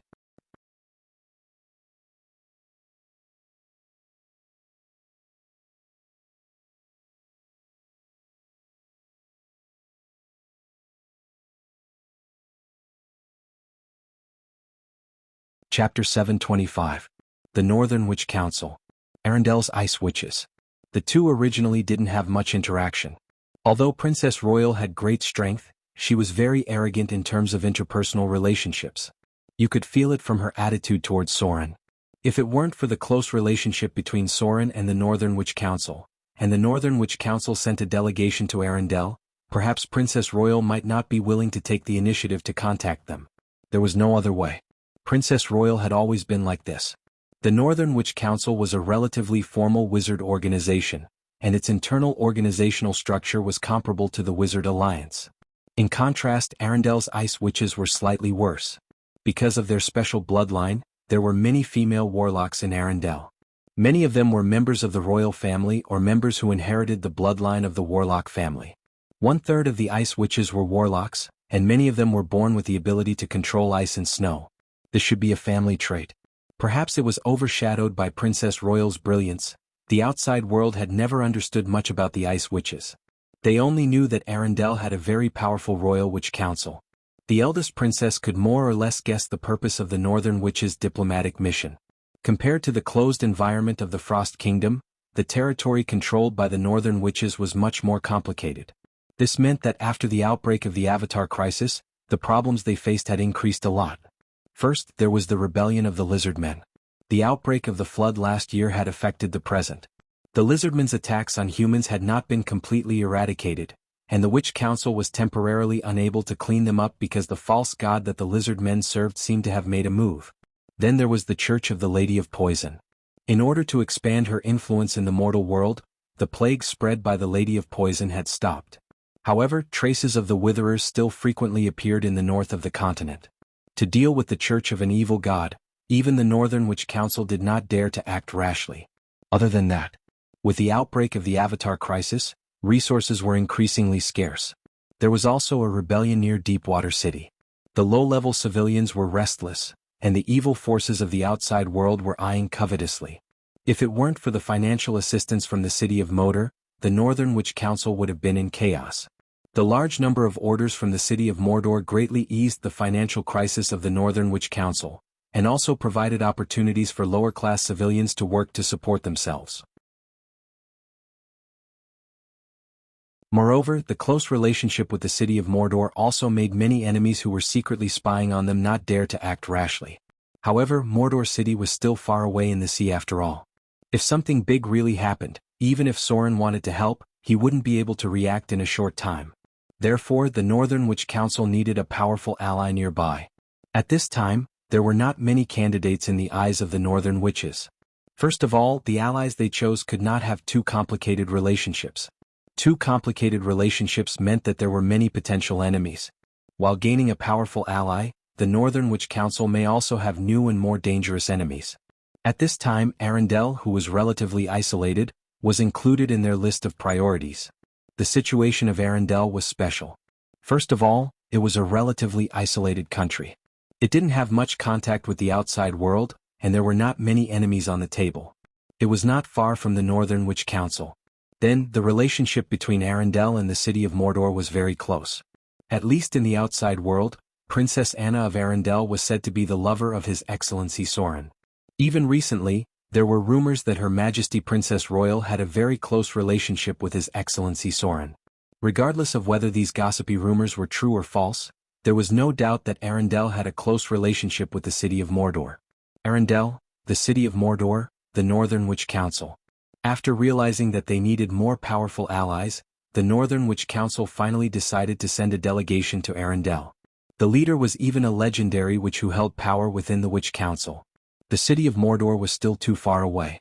Sauron chose the outer islands in order to avoid the direct impact of the storm of catastrophe.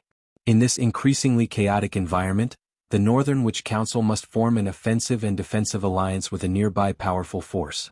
Outer Islands, the city of Mordor. In just a few days, the city of Mordor had undergone earth-shaking changes. There were large construction sites everywhere outside the city. Strong men who worked by the sea all year round carried tools with their bare arms. Slogans sounded one after another at the construction site, and many women also joined in the labor. The mysterious wizards did not seem to be so rare. At least they could be seen in many construction sites. Compared to ordinary people with low education, the amount of knowledge that spellcasters had was far beyond their imagination. This kind of knowledge was not only reflected in spells, but also in architecture, culture, nature, religion, and so on. Naturally, the wizards were not likely to do it themselves. They were more like the general supervisors of the project. Recently, the higher-ups of the city of Mordor wanted them to develop something similar to cement. This was really a bit troublesome for the wizards who were used to relying on the mud-to-stone spell, but after all, the spell could not be applied to such a large-scale construction, so in the end, Saruman had to lead a team to try it. The level of architecture in this world was about equivalent to the Middle Ages, but if you want to make cement, you have to consider the different rules of the world. Making it was not the key. Wizards had many alchemy creations that could replace cement, but those could only be applied to expensive buildings like wizard towers. The most important thing was that this alchemy creations could be mass-produced and popularized, which was the result that the higher-ups of the city of Mordor wanted to see. Looking down at the city of Mordor from the sky, a huge ring could be seen, which was composed of the city of Mordor, Port Mordor, and 12 towns that were being expanded. Every place had a landmark building, which was the temple of the half-elf church. The great temple in the central square was the core. This was actually a very large magic circle, with Sauron's belief network as the core, relying on the great temple in the city of Mordor as the carrier, and the temples in the other 12 towns as branches. It was also an independent small network that connected the beliefs of the half-elf church. This was actually a magic circle. The wizard's in-depth understanding of the magic network finally gave birth to the powerful magic circle. Magic circle. The magic circle was like an independent local area network. In some powerful magic circles, the controller could even seal the casting ability of others. Was this not very similar to the magic network? If the goddess of magic deprived a wizard of his ability to cast spells, the effect would be the same. The magic circle was first born in the Age of Thorium. From the beginning, it was the result of the analysis of the structure of the magic network by the great arcanists. If there were not always a few great arcanists who wanted to kill the goddess of magic, perhaps the goddess of magic would not be so eager to close the inner layer of the magic network and only open the core application of the magic network to other gods. Magic circle was one of the core structures of the floating city. The wizard tower in the shadow plane was covered with a small magic circle. It seemed that the former owner of the wizard tower also wanted to expand to the level of the floating city. This was equivalent to a local area network. The deeper the understanding of the magic network, the more powerful the user was, and the more amazing the magic circle's ability was. During the Arcane Empire, the most famous floating cities could even directly block the casting ability of all wizards below the legendary level. Once they entered the floating city with the magic circle, they would become similar to ordinary people. Only after obtaining the casting license, local area network pass, issued by the Arcanist Council of the floating city, these people could regain the ability to cast spells in the floating city. Note, this is why it is called magic circle. This is a lock. Incredible, right? This was actually the magic circle that was mentioned more than once in the wizard books. Anti-magic field. However, at present, there was no magic circle of this level in the material plane. They had been lost for a long time. When Soren first designed the distribution of the town, he divided the location according to a specific law. The location of the temples in each city was specially calculated. When these temples were all built, they would form a connection with the great temple in the central square of the city of Moder. 12 was a very special number. These 12 temples formed the core part of the magic circle that had not yet fully formed on the city of Moder. At present there was almost no abnormality. The role of the temples and magic circle was only to regulate the climate of the island of Moder. With the help of Soren's priesthood, faith and divine power, this huge magic circle formed an invisible protective barrier, making the climate of the city of Moder smoother. But when it was really formed, then the magic circle in front of him had a very terrible power. The Northern Witch Council had a magic circle. This labyrinth was found in the ruins of Silvermoon City. It took hundreds of years for the Northern Witch Council to restore the labyrinth with the power of everyone. Then it relied on the power of the Wizard Tower to rebuild the labyrinth. It was actually the same thing over the city of Moder. The person in charge of the whole magic circle was the leader of the half-elf church, the high priest appointed by Soren. The role of the 12 temples was equivalent to replacing the Wizard Tower. Each temple was personally supervised by her. This was a magic circle built with the temple as the foundation instead of the Wizard Tower. The third phase of the project of Moder was also to serve this huge, magic circle.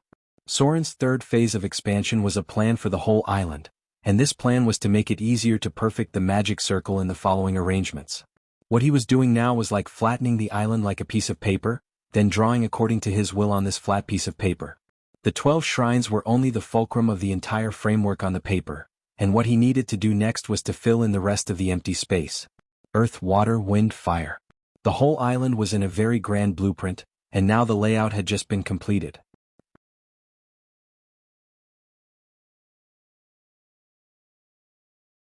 Chapter 726. Time passed quietly like this. The city of Mordor was constantly changing, and bad news came back from the mainland one after another. Soren was preparing to go to the Eastern Kingdom to explore the girl who accidentally summoned her demon avatar to the material plane last time, which was the temple that the demon avatar found in the desert area when the accident happened some time ago. Soren felt the breath of death in this temple. If it was really a temple left by a fallen god of death, maybe he could find the mystery related to the realm of death. Even if he couldn't do that, anything related to death would still be of great value. Slaughter and death. A long time ago these two were originally connected, and there was a god of slaughter among the 3 gods of death. However, before leaving, Soren still had a little thing to deal with. South Coast, Windspear Hills. This land originally belonged to the descendants of the Isabella family, but there was a slight accident some time ago, and the main members of the family died in the attack of the evil Nagas. This caused the direct bloodline to almost be cut off. Finally, after various reasons, especially some external interference, the heir of the territory became a woman. Adele Isabella. Some forces in the dark already knew who was standing behind this woman, but not many people dared to stand up because that person was a shadow hanging over the south coast, and no one dared to anger him easily. Because he was Soren. Mordor City needed a tentacle to extend into the mainland. Establishing the base in the outer islands did not mean completely abandoning the mainland. Many of the resources Soren needed had to be obtained from the mainland. This could not be done in Port Tylon. Since the rise of Mordor City, the role of the Sea Temple for Mordor City had become less and less, and Soren could not directly compete with the Sea Goddess for territory. The City of Wealth was the lady's private land, and the hand of Mordor City could not reach too far, which would easily cause the lady's dissatisfaction. Excluding these 2 places, there were only Snake Island, Raging Sand Island, and Shipwreck Bay left. Snake Island was just a transit station near the coast, so it could basically be eliminated. Raging Sand Island was in charge of the eastern trade route and was far from the mainland. Shipwreck Bay was one option, but there were too many people there and there were too many forces there. Many churches of gods were also there. Soren did not want to cause too much hostility, so he had to give up on this place. After eliminating these places, there were not many choices left. The Windspear Hills had always been part of Soren's plans. He had even started planning for this place a long time ago. Adele Isabella was in charge of this place, all from Soren's hands. The Windspear Hills wasn't a large piece of land. However, there was also a convenient place here it could directly lead to the north. The intelligence organization of Mordor City had already spread here. 1/3 of the wanderers of the half-elf church had been sent here. This wanderer priesthood was a convenience. In addition to training priests, Soren's church was also constantly training rogues. The Avatar crisis broke out. The Windspear Hills were also affected, but because of the interference of the power of Mordor City, the Windspear Hills was not affected much by the abyssal demons. At least the loss of population in towns was very small, and only a few villages were destroyed. But the biggest problem with the Avatar crisis was more than that. The weakening of the plane barrier not only allowed the demons of the abyss to enter, but also creatures from other lower planes could enter the material plane. Ordinary things were naturally dealt with by others. Even if it was a small matter that could attract Soren's attention, it was also extraordinary. As a god, if it was not a legendary event, he would not send it to Soren's hands. It happened about 3 days ago. There was a village on the edge of the Windspear Hills with a population of about 800 people. Because of the remote location, the villagers were tough. The village had retired adventurers and its own militia. Even if such a village was attacked by a small group of demons, it could rely on its own ability to survive. But just 3 days ago, someone suddenly found that there was no living person in the village. The whole village was full of corpses. The strangest thing was that most of these people committed suicide. Suicide. That's right. This was the problem and the reason why it was sent to Soren immediately. There might be something else to mention here. Because of the particularity of the soul and the rules of the multiverse, suicide was not allowed in any god's church. Even many good gods thought that suicide was a serious crime. This was related to the kingdom of the gods. It could not be explained in a few words, but to put it simply, the souls of people who committed suicide would be affected. This kind of soul was not good enough or not good enough to enter the kingdom of the gods. Many gods even refused to accept the souls of those who committed suicide. That was it in a nutshell. There was also something like redemption, but there was no need to talk about it here. The souls of those who committed suicide will fall into hell. Of course, this was not a joke. In fact, according to the rules of the multiverse, more than 90% of people who ended their lives by suicide would fall into the Bot or Inferno. This was also why in many evil rituals secretly controlled by the devils, there would be people who would end their lives by suicide. This was a more mysterious realm of the soul. It might need Soren to enter the kingdom of the gods to figure it out, because the speculation in the mortal world was that the souls of those who committed suicide could not meet the requirements of the kingdom of the gods.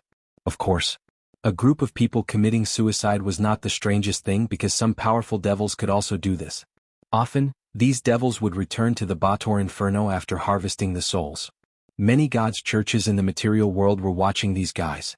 Because pantheism was a common thing, these souls that were harvested by the devils belonged to the believers of many gods' churches.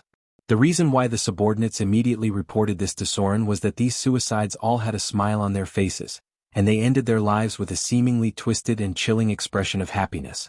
It made people commit suicide with a happy face. Soren immediately attracted attention after receiving this news, because in his memory, there were very few people who could do this. One of them was called the Hellbard. Windspear Hills, Withered Leaf Village. Soren's figure appeared near this village that was shrouded in the smell of death and stench. Long before the news was sent to him, the secret sentries in Mordor City had already begun to monitor this place. The civilians in the village had been dead for a while, and there was a strong smell of corpses everywhere. However, the strange thing was that there weren't any crows or scavengers in sight. Strange, right? Crows, vultures, coyotes, and other scavengers like to eat corpses. There were hundreds of corpses here, but no scavengers appeared. They just rotted over time. The devil's means. Soren opened his eyes, and a divine light appeared in his eyes. The village in front of him was covered in a blood-red aura. It was an extremely evil power. The power of the devil. There were no souls. Even if the spirit world and the shadow plane were seen through the barrier, Soren did not find any souls. There were only corpses that were gradually rotting. Not even a shadow of a vengeful spirit could be seen. The devil had harvested all the souls. Is it death's praise? Soren looked down at the corpses under his feet. These corpses still had a strange smile on them. In the center of the village there was a destroyed altar. There were many naked corpses nearby. They had held a ceremony before they died. A ceremony that looked happy and beautiful, but in fact, it was extremely evil. This is musical instrument. Soren's figure fell from mid-air. He found a flute on the ground. Next to it was a young man. He should have been playing the flute before he committed suicide. There were other musical instruments not far away. Maybe they were holding some kind of celebration before all this happened. It seems to be the work of the Helpheimer. As the most powerful bard in the material plane, the Helpheimer had mastered some special and terrible chanting spells. Before he fell, he was a powerful chanter.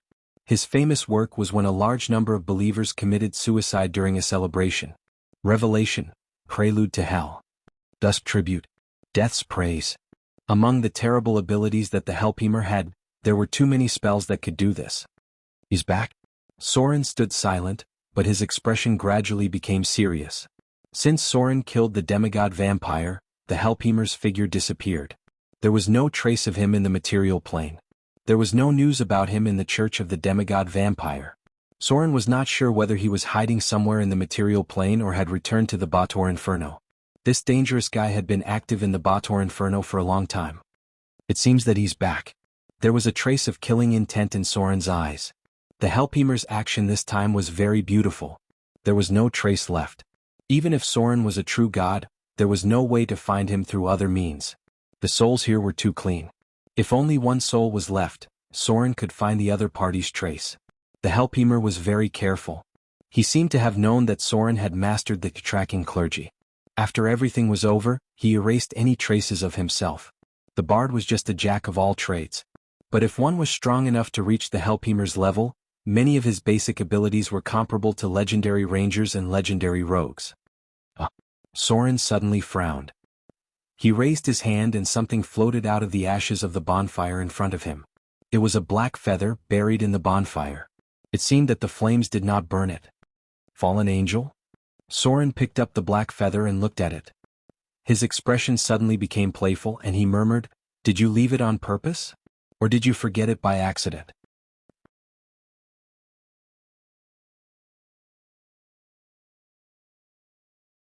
Chapter 727. The Feather of a Fallen Angel. As a true god, Soren could tell at a glance where the feather came from. It seemed that this time it was not only the Helpheimer, but also other senior demons of the Bator Inferno. Soren pondered for a moment and murmured, "Fallen angel? Did he go to the Bator Inferno to find some helpers?" The identity of the Helpheimer was not simple. It was said that he was the chosen of the Lord of Hell, Asmodeus. If he really found helpers from the Bator Inferno, Soren was afraid that it would be a bit of a headache. Tracking, divinity. With the power of the divinity activated, any clues related to this feather were included in the range of Soren's perception. A trace of a door appeared in the void. The Helpheimer did this a bit flawless. After harvesting the souls, he directly opened the portal and left the material plane. Although the power of the tracking divinity was very strong, it consumed too much power in terms of crossing planes. If Soren was in the form of a god, there would be no problem, but if he was in the form of a saint, it would be difficult to track everything outside the material plane. Moreover, after harvesting this batch of souls, the Helpheimer would have to hide for a while, right? This guy is still a problem if we don't get rid of him. Soren's eyes were very murderous. In the battle at the beginning, the Helpheimer used soul manipulation to take away the soul of the demigod vampire. The soul of a false god had amazing value, and Soren didn't know how much benefit he got. "Clean up here," Soren calmly ordered and said in a deep voice, "I will send a priest to the Windspear Hills at the right time. You need to be careful of the demon's movements." Behind him was a red-haired female pirate dressed as a noble lady. In order to perfectly play the role of a noble and elegant lady, Adele Isabella had put in a lot of hard work. Now, her aristocratic aura had become more and more obvious. Even those who were familiar with her would find it difficult to connect her with the wild red-haired female pirate from before. Although everything in the Windspear Hills was controlled by Soren, on the surface, Adele Isabella was still the lord of this place. There were many things that she had to deal with personally. With the help of Mordor City, she still had a good reputation among the lower-class civilians. "Yes, my lord," Adele Isabella said respectfully, "I'll arrange for people to prepare now." After she finished speaking, she seemed to be avoiding his gaze. Soren was slightly startled when he heard this, and he couldn't help but take another look at her. Nightfall. In a luxurious manner, Soren was sitting in his study room reading books. He had recently been supplementing his knowledge about alchemy. Although gods learned very quickly, it was impossible for them to master everything in one go.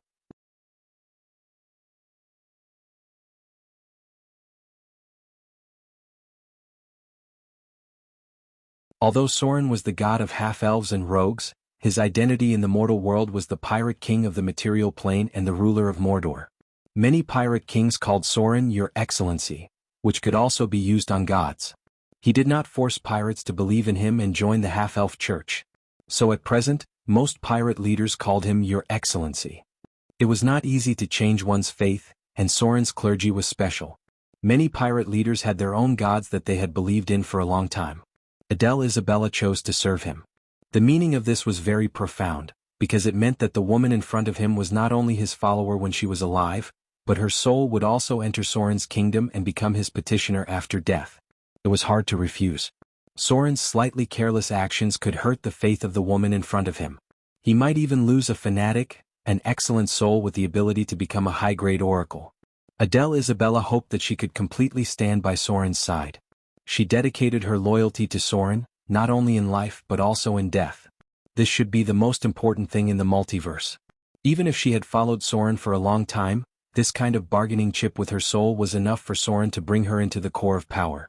Come here. Soren did not hesitate. As a god, he could not refuse the following and dedication of a fanatic. She was still very pure.